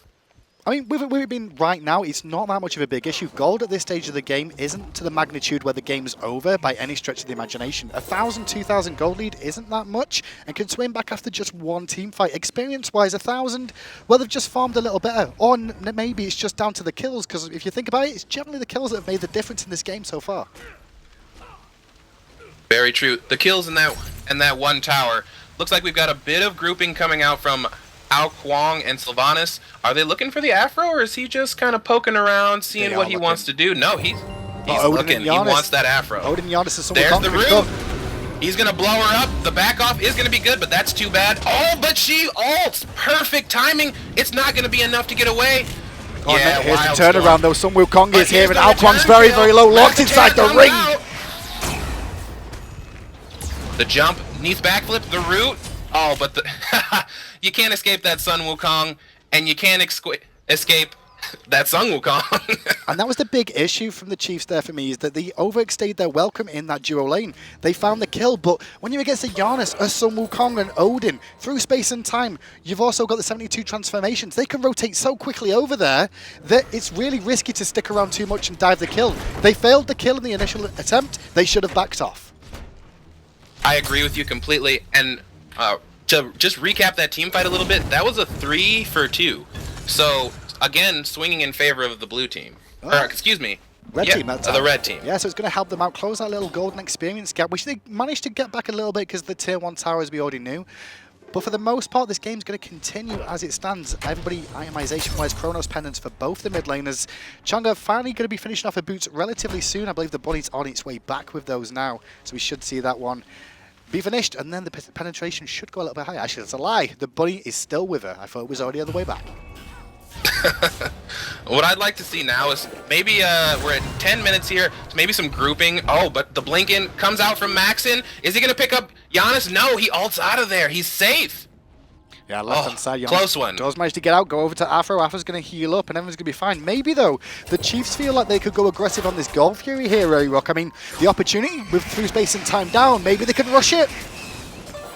I don't know about all that. Odin's got a jump and a cage still. I think it'd be safer to just go ahead and reset this. Oh, this is turning in favor of the blue team, though. I think red team should get out of here before this becomes trouble. Yeah, red team are trying to disengage. Someone can't get a call out position. Going to get blinked in and killed off by Maxin again, who goes into the ultimate dragon form. So the Gold Fury, well, they didn't get it, but they do get a kill, and they're going in again. Maxin's coming down on that Afro. He really wants that Afro, man. He likes him some girls. He likes them some girls, but the girls are going to get away. No, they're not. Girl on girl action on the backside, but no one's going to go down. Here comes the Neath ult. It wasn't good. Neath lost vision. Oh no, that is too bad.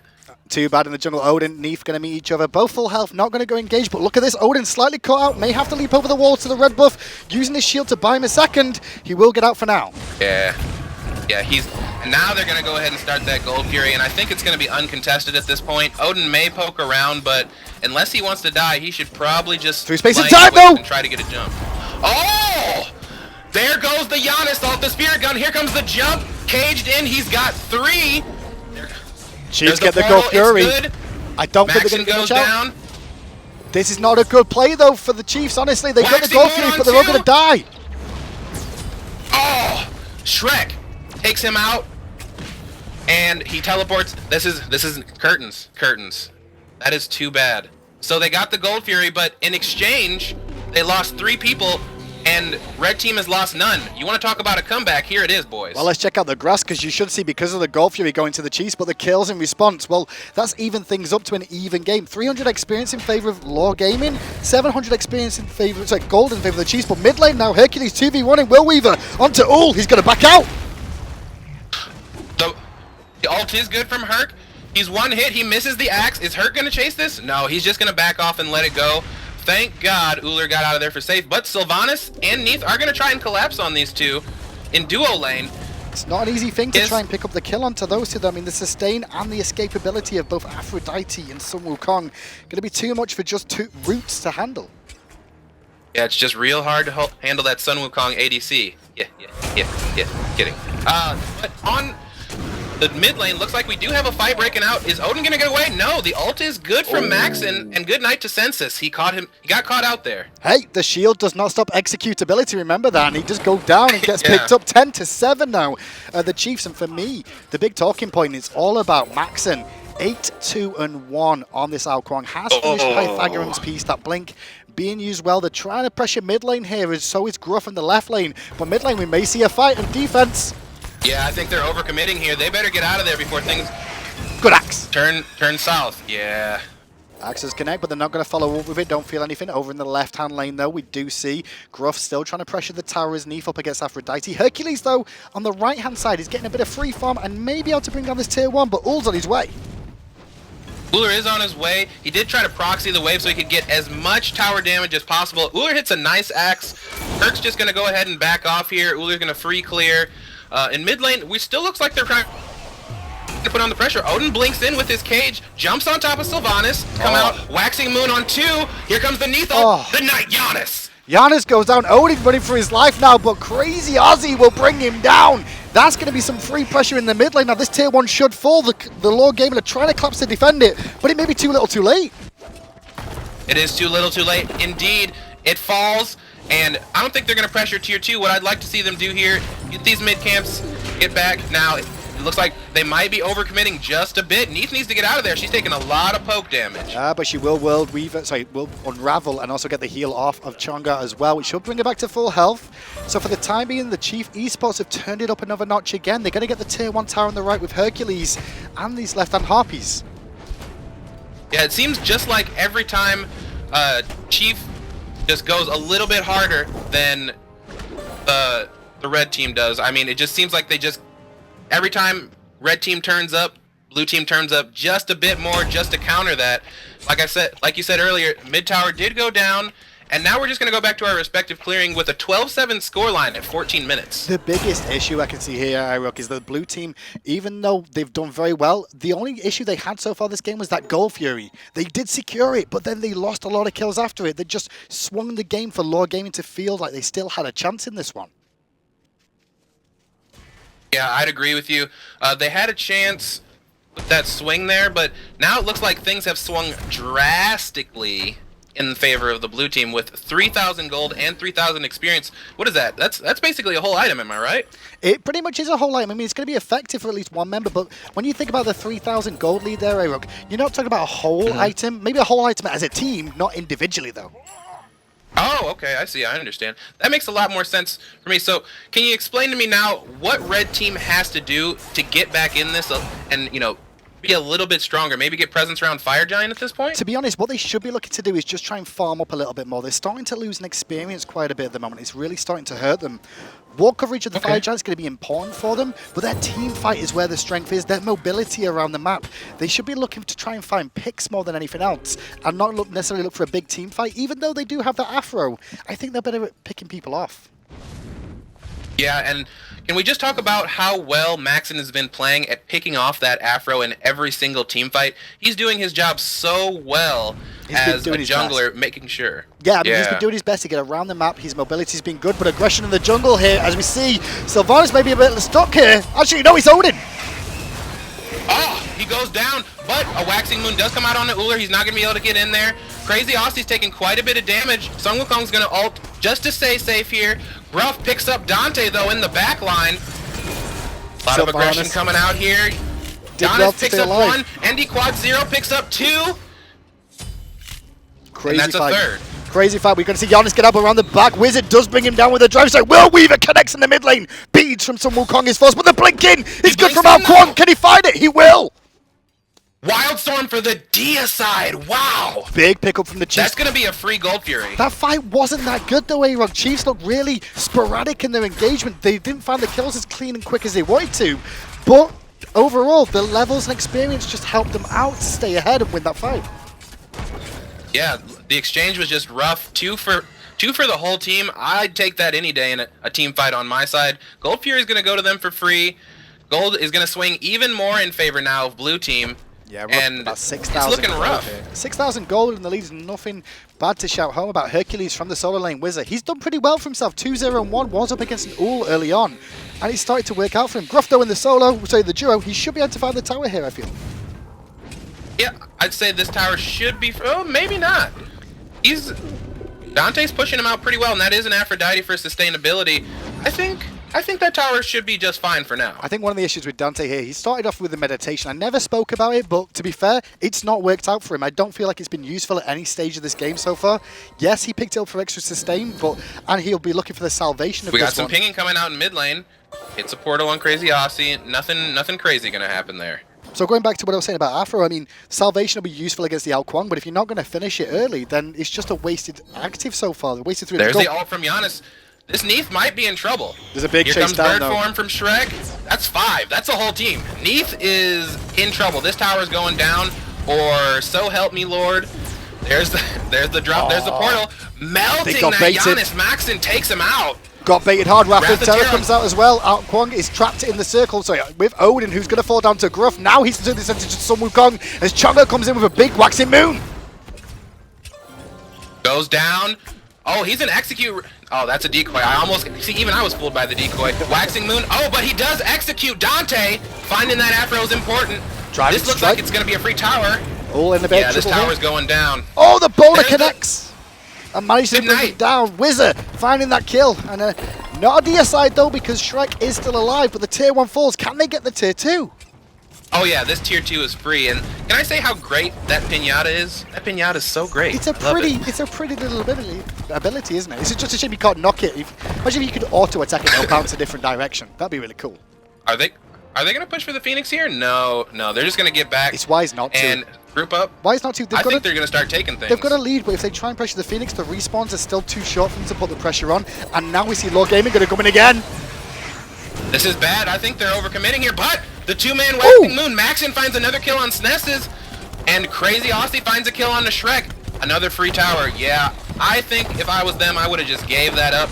They overcommitted, and they paid for it hard. Well, to be fair, I think it was the Chiefs that overcommitted, but they made it work for themselves, honestly. They had some skills still available. The sustain, just too much. They don't have a weakening curse on the side of Law Gaming here. Up against a Chunga and a Sylvanas and a Hercules. There's just so much heal sustain. Why do we not see more anti-heal? I really wouldn't be surprised at this point. Like you said, no anti-heal, but I really wouldn't be surprised at this point to just see an F6 come out. The game has swung almost from beyond repair now in the favor of Chiefs. We've seen games come back from worse than this, my friend. Multiple times. You know what? You're right. I take it into account. Right. This is an Australian game as well, right? So if we're going to be an Australian game, then everything's in reverse. So technically, Law Gaming's winning, right? Oh yeah. See, logic. 23-9 though at the go. moment. 21 minutes in this game. The Chiefs are in a good position so far, near enough finished off their 4th items for the most part. Across the way though, Law Gaming, they're really struggling. Yeah, I'd say the struggle is real, as a friend of mine would say. But looks like Wizza is trying to find this Giannis here. He's going to beads and ultimate out, nice and safe. I don't think there's much trouble here, but really important for Law Gaming now. Trouble. I mean, Law Gaming are going to be up without beads, without the through space and time to defend the Fire Giant. Chiefs on the right-hand side, Ao Kwang and Chung are now swinging around there looking for the tier 2. And Giannis is not going to be as big of an impact in this game. They should be able to get the tier 2 for free here. Yeah, and with Sun Wukong being so far behind, Odin being so far behind, this Ao Kwang is going to be uncontested. Sylvanas did a good job of zoning there as well. Going to force Ul away, but the boys of the Chiefs going to continue marching forward. Starting to reach level 20s now. Level 20 on Mexen, not a surprise there, as well as Wizard on that Hercules. He's done a great job so far of being a frontline for his team. Yeah, I'd agree. He's played a spectacular game. Played really just, I would almost say, a near perfect game in this as a Hercules. This here is the right idea from Chiefs, though. Bait them in, force somebody to come in and say hello to him. Sun Wukong. No, Sun Wukong fell for it. He's going to bird form out of there. Oh, will they keep trying to go on this bait? Ao Kwang blinks in on the Afro. The back off is up, but I don't think it's going to be enough to get away. Yeah, there it is. The execute range. She catches it off. She lives, but Waxing Moon in a bad position. Oh, the Waxing Moon catches him though. Waxing Moon does catch him, and now under the tower. Ao Kwang trying to pressure it. Illusions away from the Phoenix. Not going to die to that one. Hercules in the backside. Doesn't manage to find the boulder he's looking for. Odin does get a good range. Dodges. I think it's safe to say we're both lost for words. They used a lot of things there and nobody died. So, for the time being, well, one person did die. Dante went down left-hand side. The Earthbreaker does connect, and that mystical mail will tick off and kill the Giannis. Engages again, does Odin. Odin, are you lit? Why would you jump in? There's 3 people there. Odin, don't do this, please. He's got to do something, though, because if he doesn't, the game's going to end up in a wash. Odin will fall down, though. Yeah, it's too late for Odin at this point. He's too far behind. Maxon's too huge as Ao Kwang. You know, Ao Kwang's sustainability is crazy because even if he doesn't have mana, I don't know if a lot of people know this, but that sword gives him a free move. Wow, killing him in the fountain. The BM is real. Yeah, this is where Chiefs are just so controlling right now. You can see Neef very, very far ahead. Level 19 up against the other Hunter on the team. Level 16 from a solo laner. That's a rough situation for the boys of Law Gaming to be in now. Middle Phoenix going to be pressured as well here, but maybe they'll look for something. Oh, the beads. Spirit Arrow coming out on the Uller. Uller's taking a lot of damage, but He found him. Now Oh, but Quad they Zero might be able found to Rough. continue chasing because through space and time got find Sun Wukong from the side. Who's he going to find? Maybe they'll look for the tree. He's low on HP, low on mana as well. Giannis Into going to continue the chase. Portal does connect. Unstable Vortex down. Not enough. That Sylvanas is just too tanky, but Maxon finds a kill of his own on the side. He does find a kill of his own now. Giannis as well as he jumps in to pick him up alongside Crazy Aussie. Maybe they can even push on for the Fire Giant now, potentially. Yeah, looks like most of them are backing, though. We got 2 at low HP and low mana. Are they going to start it, though, alone? They could. I mean, it is an Ao Kwang and a Chang'e, but I think it's safer because we got Shrek. He's being nosy. He's just trying to check out what's going on here. Yeah, he's just trying to get some vision, but Waxing Moon comes out. He's getting bursted. There's the ultimate. I expected that to come out. Is it going to be enough to keep him safe, though? He'll stay alive and just on that cloud for the time being. I mean, it's really rough for Lord Gaming now. Right Phoenix is down. Fire Giant's being threatened. I mean, Sun Wukong was over there to try and defend the Fire Giant, the threat of it. But now, without it being available, who's next to come into the Lion's Den? It looks like Odin's on his way to try and defend, but I don't think there's a lot he can do. No, at this point, he's got to try and defend, though. They need to make a play, but they're just going to turn and burn. Well, they say, hey, you better step out. He kept them busy for a minute, but the Fire Giant is starting to get dropped. Neef on the way through space and time gets fired, though. Maybe they're going to go in. Look at them. They're just waiting, though. I dare you to come through the portal. He does. Comes through the portal, jumps in on the Fire Giant. It's not going to be enough. Wrath of Terra. This is going to be a free Fire Giant to blue. Wizza picks up senses, and now they're going to put the turn and burn on hard. The run away from Lord Gaming has to happen here, but I like the call from them, honestly. Sun Wukong may get caught on the right-hand side, but this was the correct play, right? Got to try and defend this Fire Giant. If you don't, the game's over, but maybe it is already now anyway. Yeah, I'd say this is probably a wrap, but the baits from Sun Wukong are actually great. The dot is going to kill him, though, from Linky Bill. They're going to push this up, and I'm expecting them to push straight into the Titan. Straight into the Titan. Maybe they will, maybe they won't. They've got the Fire Giant for a few minutes. Only the 2 Phoenixes remaining. They're going to actually swing straight for the mid one. Yeah, and with just 3 up, will they be able to defend? It's a nice shotgun there. Wooler's taking a lot of damage. He jumps out, though. Doesn't matter. Ao Kwang's got the blink. Ooh. Oh, the Pinata wasn't good enough to kill. Aphrodite saved his life on the backside. Such a big play. The Phoenix in mid, though, still stands. Maybe Lord Gaming can turn this. Ooh, taking a lot of damage. There's the pull. The Waxing Moon on the 2. Gruff deletes Dante. Ao Kwang, Giannis is in trouble. Gonna get back. Nice pull coming out from Hercules. They're just BMing now, man. They're just fighting at the Titan. That's messed up. How you gotta do that? It's a rough situation for Lord Gaming right now. They're up against it. Big tanky Hercules. Look at him being wailed on by the Titan there. Not even a care in the world as the Phoenix is being focused to the left. Odin gets picked again by the looks of it. Yep, that's a wrap for Odin. Ruff takes him down. But they could find a kill of their own. Yes, now Quad Zero does find a kill of his own. I think they've overstayed their welcome a bit here. Linky's a little lit. Oh, Sun Wukong's gonna ult. Yeah, that's Fire Giant sustain though is so OP. He's just gonna stay in the back line and heal himself up. Honestly, for Lord Gaming this game, it felt like they had a very strong opportunity after that Gold Fury. They managed to bring it level, but the Chiefs have just since that Gold Fury mistake they made, they've not really put a foot wrong here. Yes, maybe they've been overly aggressive, but not too much. Wow, he's just jumping in the base. Can I just ask you something? Are we watching Arena or are we watching Conquest? Because this is just kills. It feels like in the base. It feels like I'm just watching DM stream when he's trying to press F6 and nobody will surrender. Yeah, poor DM. The dream. Poor DM. Well, the Chiefs. Looks like they're going to try to defend, though. Census does get pulled in. Crescent Moon, there's the ult out from Wizza. And the kill from Maxon. That's divine. He's on a 9-kill streak. This is rough. Now, fire creeps pouring in. This is their last chance to defend. Can Shrek make something happen here? Nope. Maxon, no Quad Zero is the last one. Neath ult is looking at him.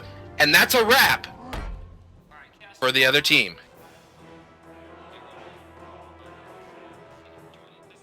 Oh, wait a second. Oh, wait. Hi there.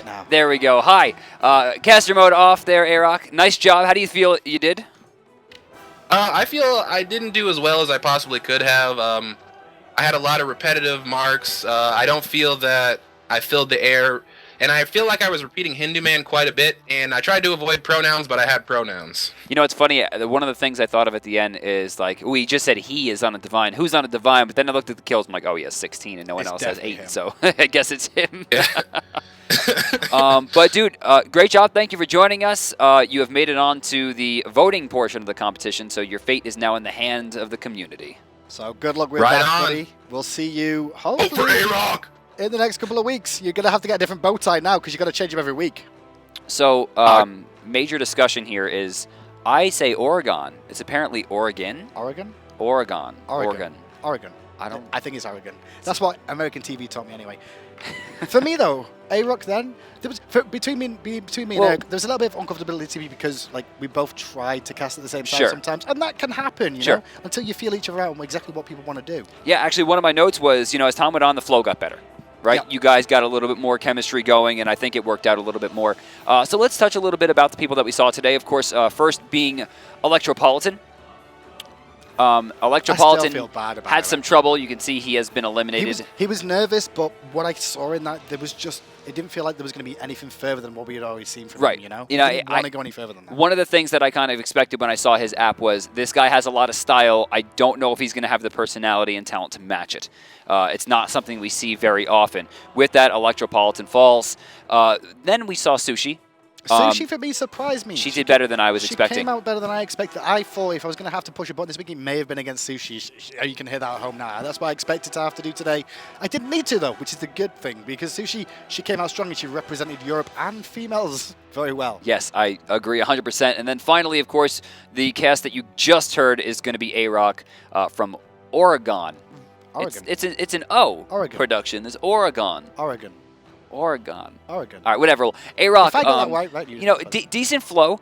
I really like the fact that he had good terminology. The issue is some of his hype was really good. A lot of his other hype was just like, oh, right, which is what every commentator who wants to be a hype guy thinks is good and isn't. That's something that should be fixed. What it felt like sometimes with him, he was on the play-by-play hype and then paused. And generally when the pause happens, the other caster normally interjects, and they're used to doing that. Right. So when I interjected, he then came in while I was still going on. I was like, okay, take it again. But it's just one of those pausing things of like, maybe it's a breath control thing that he was having an issue with, which a lot of people suffer with. I was looking at his camera a little while. It looked to me like he was watching Twitch chat. That's a bit of a cheat. I think you were watching Twitch chat, A-Rock. I hope that's not the case, because that's button.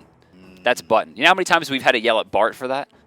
What's that? We're looking at Twitch chat in the middle of cast. And Bart's there. Yeah, Bart does that all the time. Yeah, of course he does. Every single time. Hashtag SmiteCast if you want to get involved and let us know what you guys thought of the first show today. We still have 3 more weeks of Phase 1. That's true. Not to mention, then when they go into Phase 2, the top 2 are going to wind up playing at Regionals, right? Their final cast is going to be at Regionals. The winner will be coming to the SMITE World Championships as a VIP. Remember, guys, your tickets are on sale right now. If you missed last year's, anyone who went will tell you that you messed up. And take into account, you'll be able to see at least one of these people turn up. But this was Phase 1. Phase 1, we're going to have another 9 contestants still to come. Right. Over the next 3 weeks. After that, voting will open, and you will be able to vote for the 2 that you want to see move on to the next round. Now, me and Hindu Man still have our judge saves. It's possible we'll use them next week. We will see you then. Same time, Wednesday, 5 o'clock. Stick around, everybody. Mesmerize coming up next. Oh, they're coming in from Prime as well. Get out of my face, optics. Up done 36-50 with a huge straight-faded comeback. Target jumping away, jumping back in. Quadra kill for Replica. And now they're going to push us to the feet. This event coming as the number 2. I love myself. Ripping through. Titan down, falls 3. A double kill for himself. It's a 5-man. They're going to go for the win. Pushing down the mid lane is gone. Looking for $1.3 million. And this could be it. Kanye and Confrey gonna have to team up to GG!